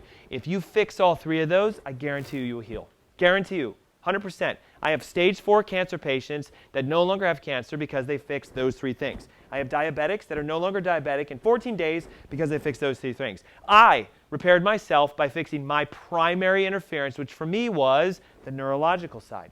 My wife fixed herself. Remember I said I was adjusting her like crazy and she wasn't getting better? Because what was her problem? She had the chemical toxic side. I wasn't chemically toxic. I was neurologically toxic. You must find out what you are. Does that make sense? Now, can we test for a leaky gut? Yes. Now watch this. When your gut's inflamed, okay, so the cells are inflamed and they're swollen, in an artery, cholesterol would go up. Remember the inflammation, the cholesterol will stick to it, right? So an inflamed gut will have what stick to it? And the other F. Fat. Food and fat. Why does food stick in the gut? It's inflamed, so you can't poop it out, so you get backed up. Got it? Your serotonin goes down, so you start feeling like craziness. And all the fat starts to come there. Why does the fat go to the gut when it's leaking? Because what is the fat trying to do? Fill in the gaps. Do you get it? The fat is trying to fix you. But you go, man, I just want this fat out of here. And some of you suck it out with liposuction. And then what happens? Comes right back. You know why? It's trying to fix you. Your fat should be your friend. You should use it for energy. But you guys can't burn it, so it piles up where the inflammation is. If your heart's inflamed, you'll have fat around your heart. If your liver's inflamed, you'll have fat around your liver. You know, your doctors never tell you this. So why is it it's trying to fix you? So what do? You find out where is your fat. This was a lady who came to one of my events. She said, I want your help. I've been to every doctor under the planet. I've gone to Duke. I've gone to Johns Hopkins. I've gone to Mayo. But you seem like you know what you're talking about. Can I meet with you? And I said, well, you have to tell me if you can. I would love to meet with you, but do you want to? Do you want to be a person who goes towards success? You can meet with me, yes, but do you want to? And she goes, of course I want to. So she came in. And I stood her on this scale that we have, and it breaks her down. She weighs 181 pounds, and she has 78 pounds of fat on her body. If you do the math on it, that is how much fat? 43% of her body is pure fat. Good idea or bad idea? Really bad. She is obese by definition, and she has 78 pounds of fat on her body. Now, here's what I love about the tests I run in my office. It's one thing to say there's 78 pounds of fat, but wouldn't you like to know where the fat is? Okay, so watch. In her left leg, she has 15 pounds of fat. In her right leg, 15. In her arm, 5. In her other arm, 4.6. That's a problem. You see how close those are? Your body's a fanatic about symmetry. Did you know that? It has to be the same left and right. I look there, and as a chiropractor, I go, there's nerve damage in your neck, because your neck controls your arms. And if you don't have the right balance left to right, something's wrong with your neck. That's what I see. And I went, oh my God. 38 pounds of the 78 is right here. What percentage is that? 78 divided by 2 is less. That would be what? Yes, over 50%. Over half of all of the fat in her body is where? And I said, you have a leaky gut. And she goes, how do I fix it? Well, now I will show you what to do. And I'll teach you guys a couple of things. Now watch. I can test for it, and I can say, not only do you have a leaky gut, but oh my God, 41% water in your body.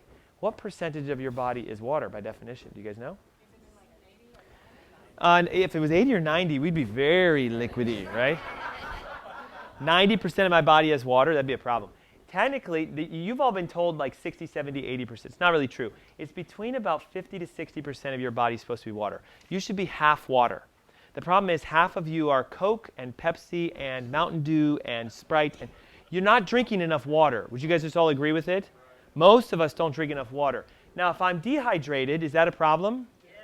Do you know that dehydration causes headaches, back pain, neck pain, numbness and tingling, cramping? It causes everything that most people have because they're dehydrated. But again, your doctors won't run this test. By the way, this scale cost about $10,000 because you have to stand on it, and I have to hook these electrodes to your hands and your feet and everything, and you have to wait for a couple minutes, or a couple seconds actually, for a thing to actually spit out a report. It's a very expensive scale.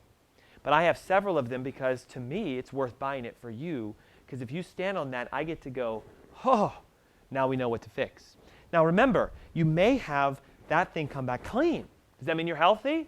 Not necessarily, because you might have a chemical issue or a neurological issue. So we got to go a little deeper, don't we? Or exactly. So look, there she is, 181 pounds. And this was just the other day. She came into the office and she said, I need to check in. I'd like to see how much I weigh. And she's 153 pounds from June to June. 181, 153. But do you guys see the difference in the neck, in her face?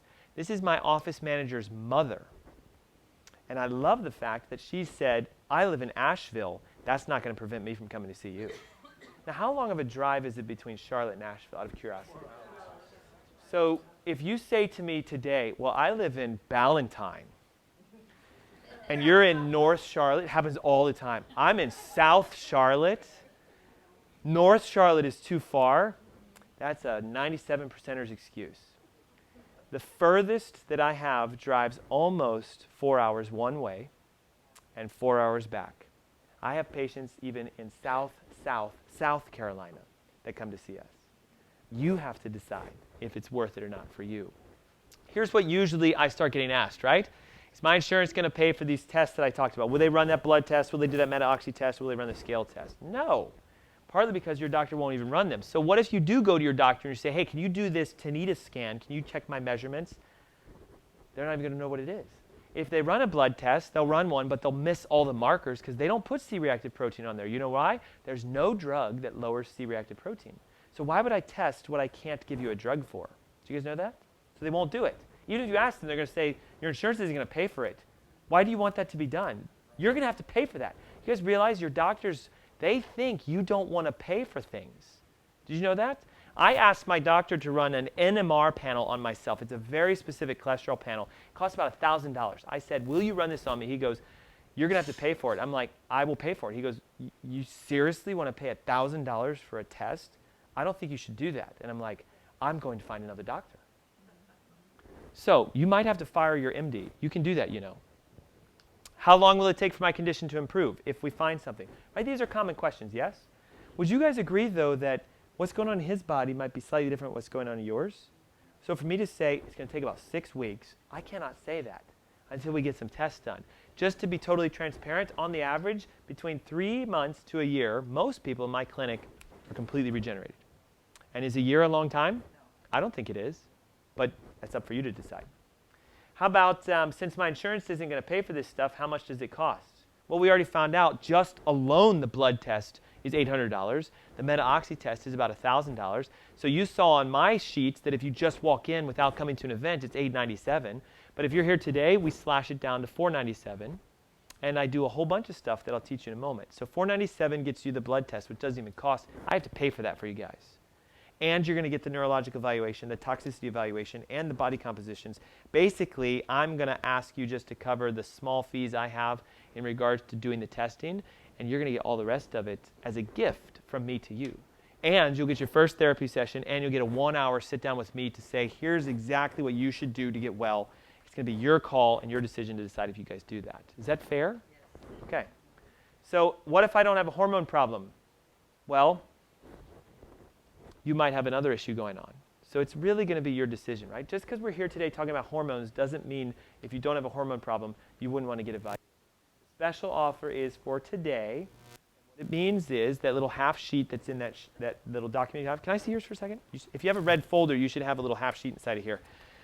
In a moment, I still have a little bit to talk about. Are you guys leaving? Okay.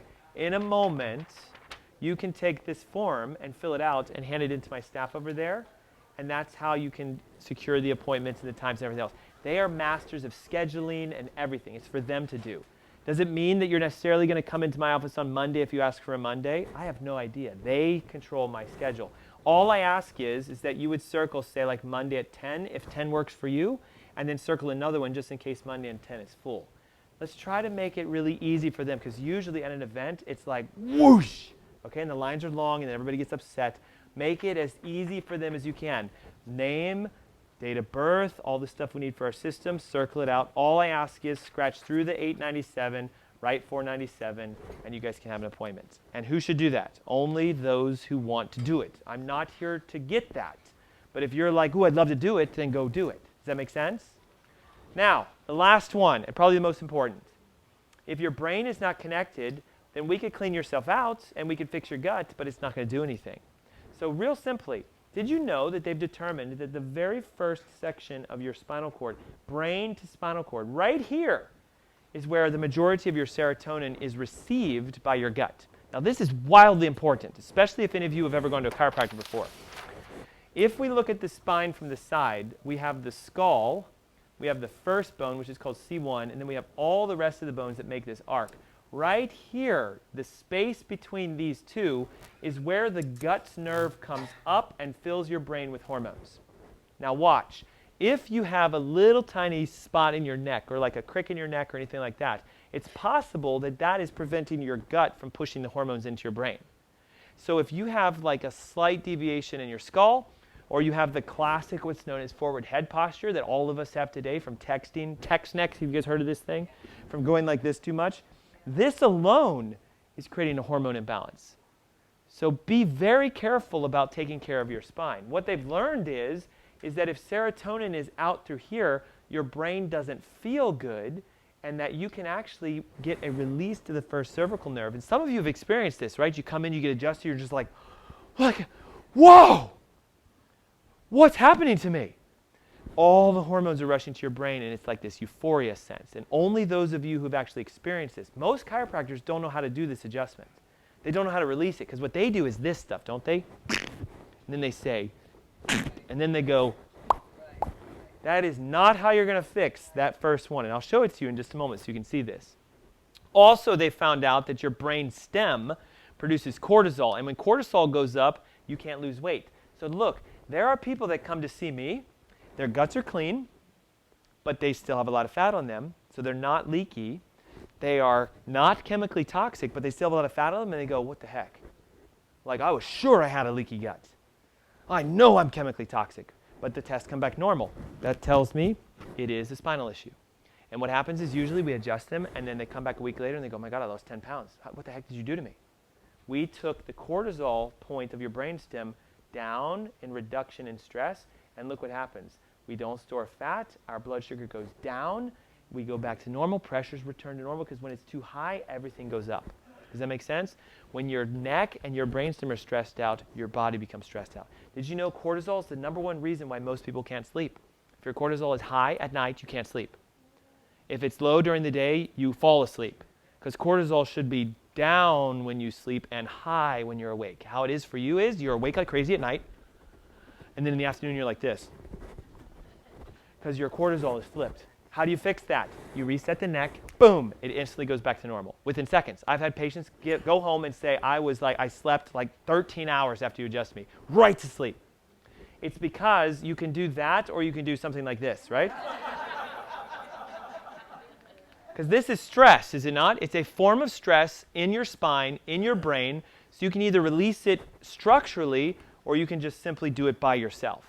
Okay? What I like is the last one. If unconscious, cease exercise reduction activity. So here's what happens. Right there, first cervical, controls everything. It's the master and control for your entire nerve system. So we tend to see people say stuff like this when this is out of alignment, just so you have an idea. Oh, I get headaches. You should never have a headache, ever. So if you get headaches, there's pressure here. We tend to see people say stuff like, I get these sore throats randomly, or I get a cold. I have sinus problems. I'm dizzy. I'm anxious. I have allergies. I can't remember things. I can't hear properly. I'm vertigo. I'm dizzy. When that first bone is out, it affects your whole life. And again, most chiropractors, they will not really assess it properly. How you can look for it is to understand that if I dissected you apart, your brain stem comes down, and that is a nerve root. Do you guys see it? So up here is the skull. There's C1, C2, C3, C4. So we're looking to see, is the nerve going through that little tiny hole right there? Everybody with me on it? So that's an anatomical dissection. The nerve itself controls three things. Because a lot of people say to me stuff like this. Well, my neck doesn't hurt, so I must not have one of these. You can't do that. Okay? If the nerve is pinched and you're not hitting the pain center, will you feel it? No. But if you hit the motor sensor and you're weak or you're having spasms or you're tired or fatigued, will you feel that? But you won't think that's pain, so you'll say, oh, it must not be my spine. You guys get it? Now, if you hit the automatic side, you can control this, you can't control this. You'll have sinus, low energy, digestive problems, breathing problems, but no pain. That was me. Breathing problems, no pain. Got it? My spine was out of alignment. Now, in your house, you would easily see an alignment issue with your energy, wouldn't you? Like easily, visibly, boom, there it is. And if that went to your dishwasher, you would never, ever, ever say, there's something wrong with my dishwasher. I should replace my dishwasher, because if you do, what's going to happen? Same thing. That's what medicine does, though, don't they? So what I do is I look at your fuse box, which is that. Your spine is supposed to be as straight as a board, just like all of these should be properly aligned. So if, say, that one is thrown, and that goes to your pancreas, I go, oh, no wonder your insulin is off and you have diabetes. Got it? If it's right here at C4 and it goes to your thyroid, I go, oh, well, it makes sense why you have a thyroid problem. Now, here's how crazy it is. You could literally come in and not fill out any paperwork. I don't suggest it, but you could. And I could run this scan and I would say you have a sinus problem, a digestive problem, a heart issue, this. And you know what? Everybody goes, oh my God, how did you know all that about me? Because it's cause and effect, guys. Your spine controls everything. So when we take an x-ray, for example, you guys tell me, is that spine straight? Okay, what else looks a little weird about this one? What the heck is that? It's not gas. It's called a poopoma. It is a solid mass of stool lodged in the upper ascending portion of the colon. Why is it doing that? What's happening right here? It's bent. Do you see it? That's the third lumbar nerve, which controls digestive responses. There's nerve damage to the gut. You get it? What's going on right here? Do you see the bend? Do you guys see it? Is it that easy? Do you see it? Should your heart be on the right side of your body? No. That's a little strange, isn't it? Now, she knew she had a heart problem, but she didn't know that she didn't have a heart problem. She had a spine problem, not a heart problem. If you get that fixed, guess what happens? The heart goes bloop, back to normal. Isn't that wild? Plain as day to me, but the medical doctor said, no, it's a normal x-ray. There's nothing wrong with your back. Be careful. They're not trained in this. They are not trained in this. They said that's gas. It's just air. It's not. That's poop. Air would be flat. It would rise up like a balloon, and you would see a flat curve at the bottom. Notice how that's going all the way down like a little blob. Air would be a flat line with an arch across the top. Because you have liquid in your bowels, don't you? You put air and water together, what do? They separate, and air rises, and it comes to the top, so you would see a nice dome with a flat line. They're lying to you. So what does it look like? Right there, serotonin levels. See that? We want that to be wide open. That's where the vagus nerve goes in and the hormones go up. Your neck from the side should be ear-centered over your shoulder. Remember how I said a lot of you were like this? Right? So if I do that, it tends to look like this. We see stress. I scan somebody's spine with this electronic device. It tells me the nerves that are irritated. Wildly important because I can look here and go, you have a thyroid problem. See how it's 4 on the left, 5 gone, 6 on the right, and then up through here? That's thyroid, guys, right there. Thyroid sits right here. There's a split across. I read this scan and I go, that's a neurological thyroid problem. Neurological. This is Angela, by the way. When she came in to see me, is her neck straight or is it curved? Straight. The thyroid sits right here. That is her scan when I met her, and I'm like, you've got a neurological thyroid problem. That's why your life has fallen apart. And I want to see your spine. What's happening here? Is it open? Is it open? Oh my gosh. Is it open? Not at all. Now, how can we take somebody's neck and turn it like this and do this? You can't. So you have to use an instrument. It's a tapping percussive device. Remember the right? So I sit you down. After I take an x-ray, I find the measurements, and I would look you down because I'm trying to flex it forward. I put these prongs under there. I hold your forehead, and it's a very light tap. And I say, look down, and we go tap, tap, tap, tap, tap, tap, tap. And what do you think we should do right after that? Take another x-ray. Thank you, sir. Take another x-ray. Because if I take another x-ray and I see that it opened up, what do I get to say? Hallelujah, we can fix this. And I know exactly how long it takes. I know exactly the amount of care you need. I know exactly what the cost is going to be. And I'm going to help you to cover more than half of the cost of it. Do you guys understand that? So I worked with her for a couple months, and what happened? She now does, yes. Did that open up? Did it open up? Yes. Did the curve start to come back in her neck?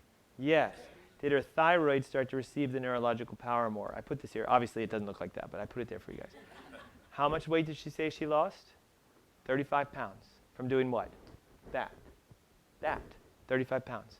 Now, today, because we x-ray quite frequently, at least every 6 months you get an x-ray in my office to confirm it's holding, that is practically near perfect. And Angela's been with me now for 5 years, 6 years. How long now? Even more than that. Enough to say more than 5 years in my office. Angela is just one of many examples of people that come to see me and go, oh my God, I am now healed. And it's like it just happened all by itself. So the question that I have is, what does your neck look like? If you have no clue, I'm including a full series spinal exam in the evaluation, in addition to the blood work and the compositional scans. And I'll include the first adjustment. And I'll include the re-x-rays. And I'll include my analysis. And I'll include a 1-hour time to sit down together and go, of the 3, here's what needs to be worked on. And usually for a lot of you, it's all 3 of them. And we develop a plan and a program, and I ask one simple thing. Are you ready? And if you say yes, we go after it. Does that make sense? That was her scan afterwards. Better? White is normal. Green is a mild spinal irritation due to a muscle contraction that we all get. You never want to see black or red. Look at that. Now, how long do you think she wants to keep it like that? That's your responsibility then. Learn how to do it. It's easy to maintain. You guys brush and floss every day, don't you? Why do you do that? Yeah, but you still have to go to your dentist to get it cleaned. What would happen if you didn't brush and floss? Now watch. What do you do every single day right now to brush and floss your spine? But those of you who are patients are doing what? Help me out. What do you guys do every day? What do I ask you to do at least? We do a tractional pull on the spine. We sit on a disc and we wobble our spine around. And then what do we do after that? We put a weight on our forehead. We stand up and we watch TV like this on a disc. And we hang there for 10 or 15 minutes. I have to teach you how to do this. If you don't brush and floss your spine, will it rot? Yes. Can it regenerate? Yes. But you have to get it repaired first. Does that make sense? So again, it's real simple. If brain can talk to body, body talks to brain, that's health. If brain is trying to talk to body, but there's an alignment issue, it's lack of health. This right here, guys, is what everybody's missing. I tried my diet, nothing worked. I worked out like crazy, nothing worked. Something's wrong with your spine. You got it? Because a diet would clean out what? The gut. Sometimes exercise helps you to detox, sometimes. But if you're not getting results, something's wrong with your neck or your back or wherever. And all I can say is if you see it, all you have to do is flip the switch and the power turns on.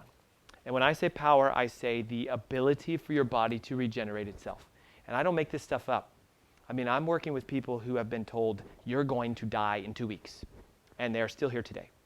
I work with people who have been told, I have no hope. No one has told me I'm a lost cause. No one will work with me. And I say, let's go after this.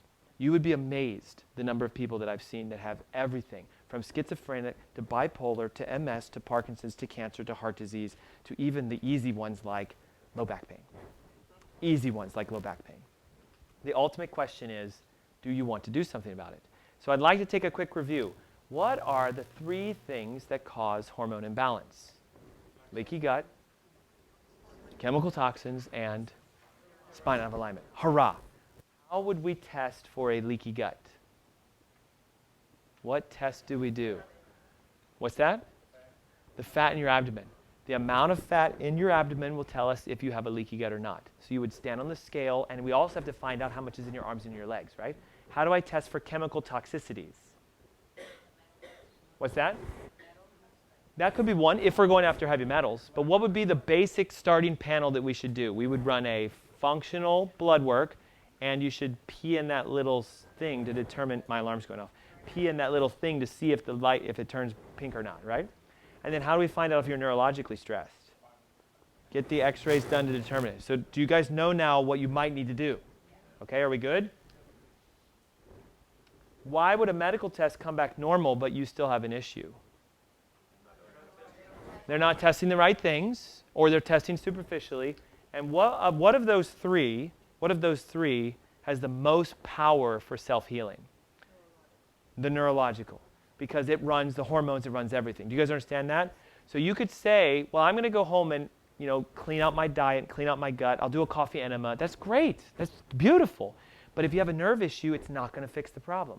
The reason I'm saying you should get this test done is instead of wasting your time and your money, find out what you need, and I'll tell you what to do, and you're going to go, oh my God, I did the one thing he said, and boom! But you have to decide.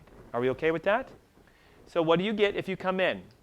You'll get a full history consultation evaluation, the blood, the urinary panel, the nutritional evaluation. We'll do that segmental exam. We'll do the x-rays. We'll do the nerve test. And you'll come back. I'll show you exactly what I found. I'll give you your test therapy. We'll retest everything. And then we meet on the 3rd day for 1 hour for me to say, here's everything I found and everything you need to do to get it fixed. And then it's your decision where you go from that point. Is that okay with you guys? So all I need to know, though, is do you want to do it? $897 to $497. I keep hearing yes, so that's why I'm trying to rush it. Click, click, click, click, click, click, click. They're going like this, all right? Pens are out. And everything. But again, remember, please do help them, right? Name at the top, birth date, which we need for our system, your email address, and pick the dates and times that would be best for you. Is that fair? Okay. So I do want to do just one small little thing real quick, just as a little mental exercise. What if we use this analogy of today? You now know all of this, and you're like this guy, right? He's learning how to maximize his workouts for everything he needs to do for success. This book has every picture of every exercise he should do. It has every guide and plan. It says on Monday, do legs. On Tuesday, do abs. And if you do this, you're guaranteed 6-pack, 25 pounds down, no more high blood pressure, everything. He's got the book. It says, do this. And he closes the book and he goes, that was amazing. Now I know everything I need to do. I think I know more than my personal trainer now, so I don't need to go work out. Will he get results? Even though he knows what to do, will he get results? He has to just go and apply it. So now you know what you need to do. My question is, will you go and apply it? And thank you guys so much for joining us today. Are we good?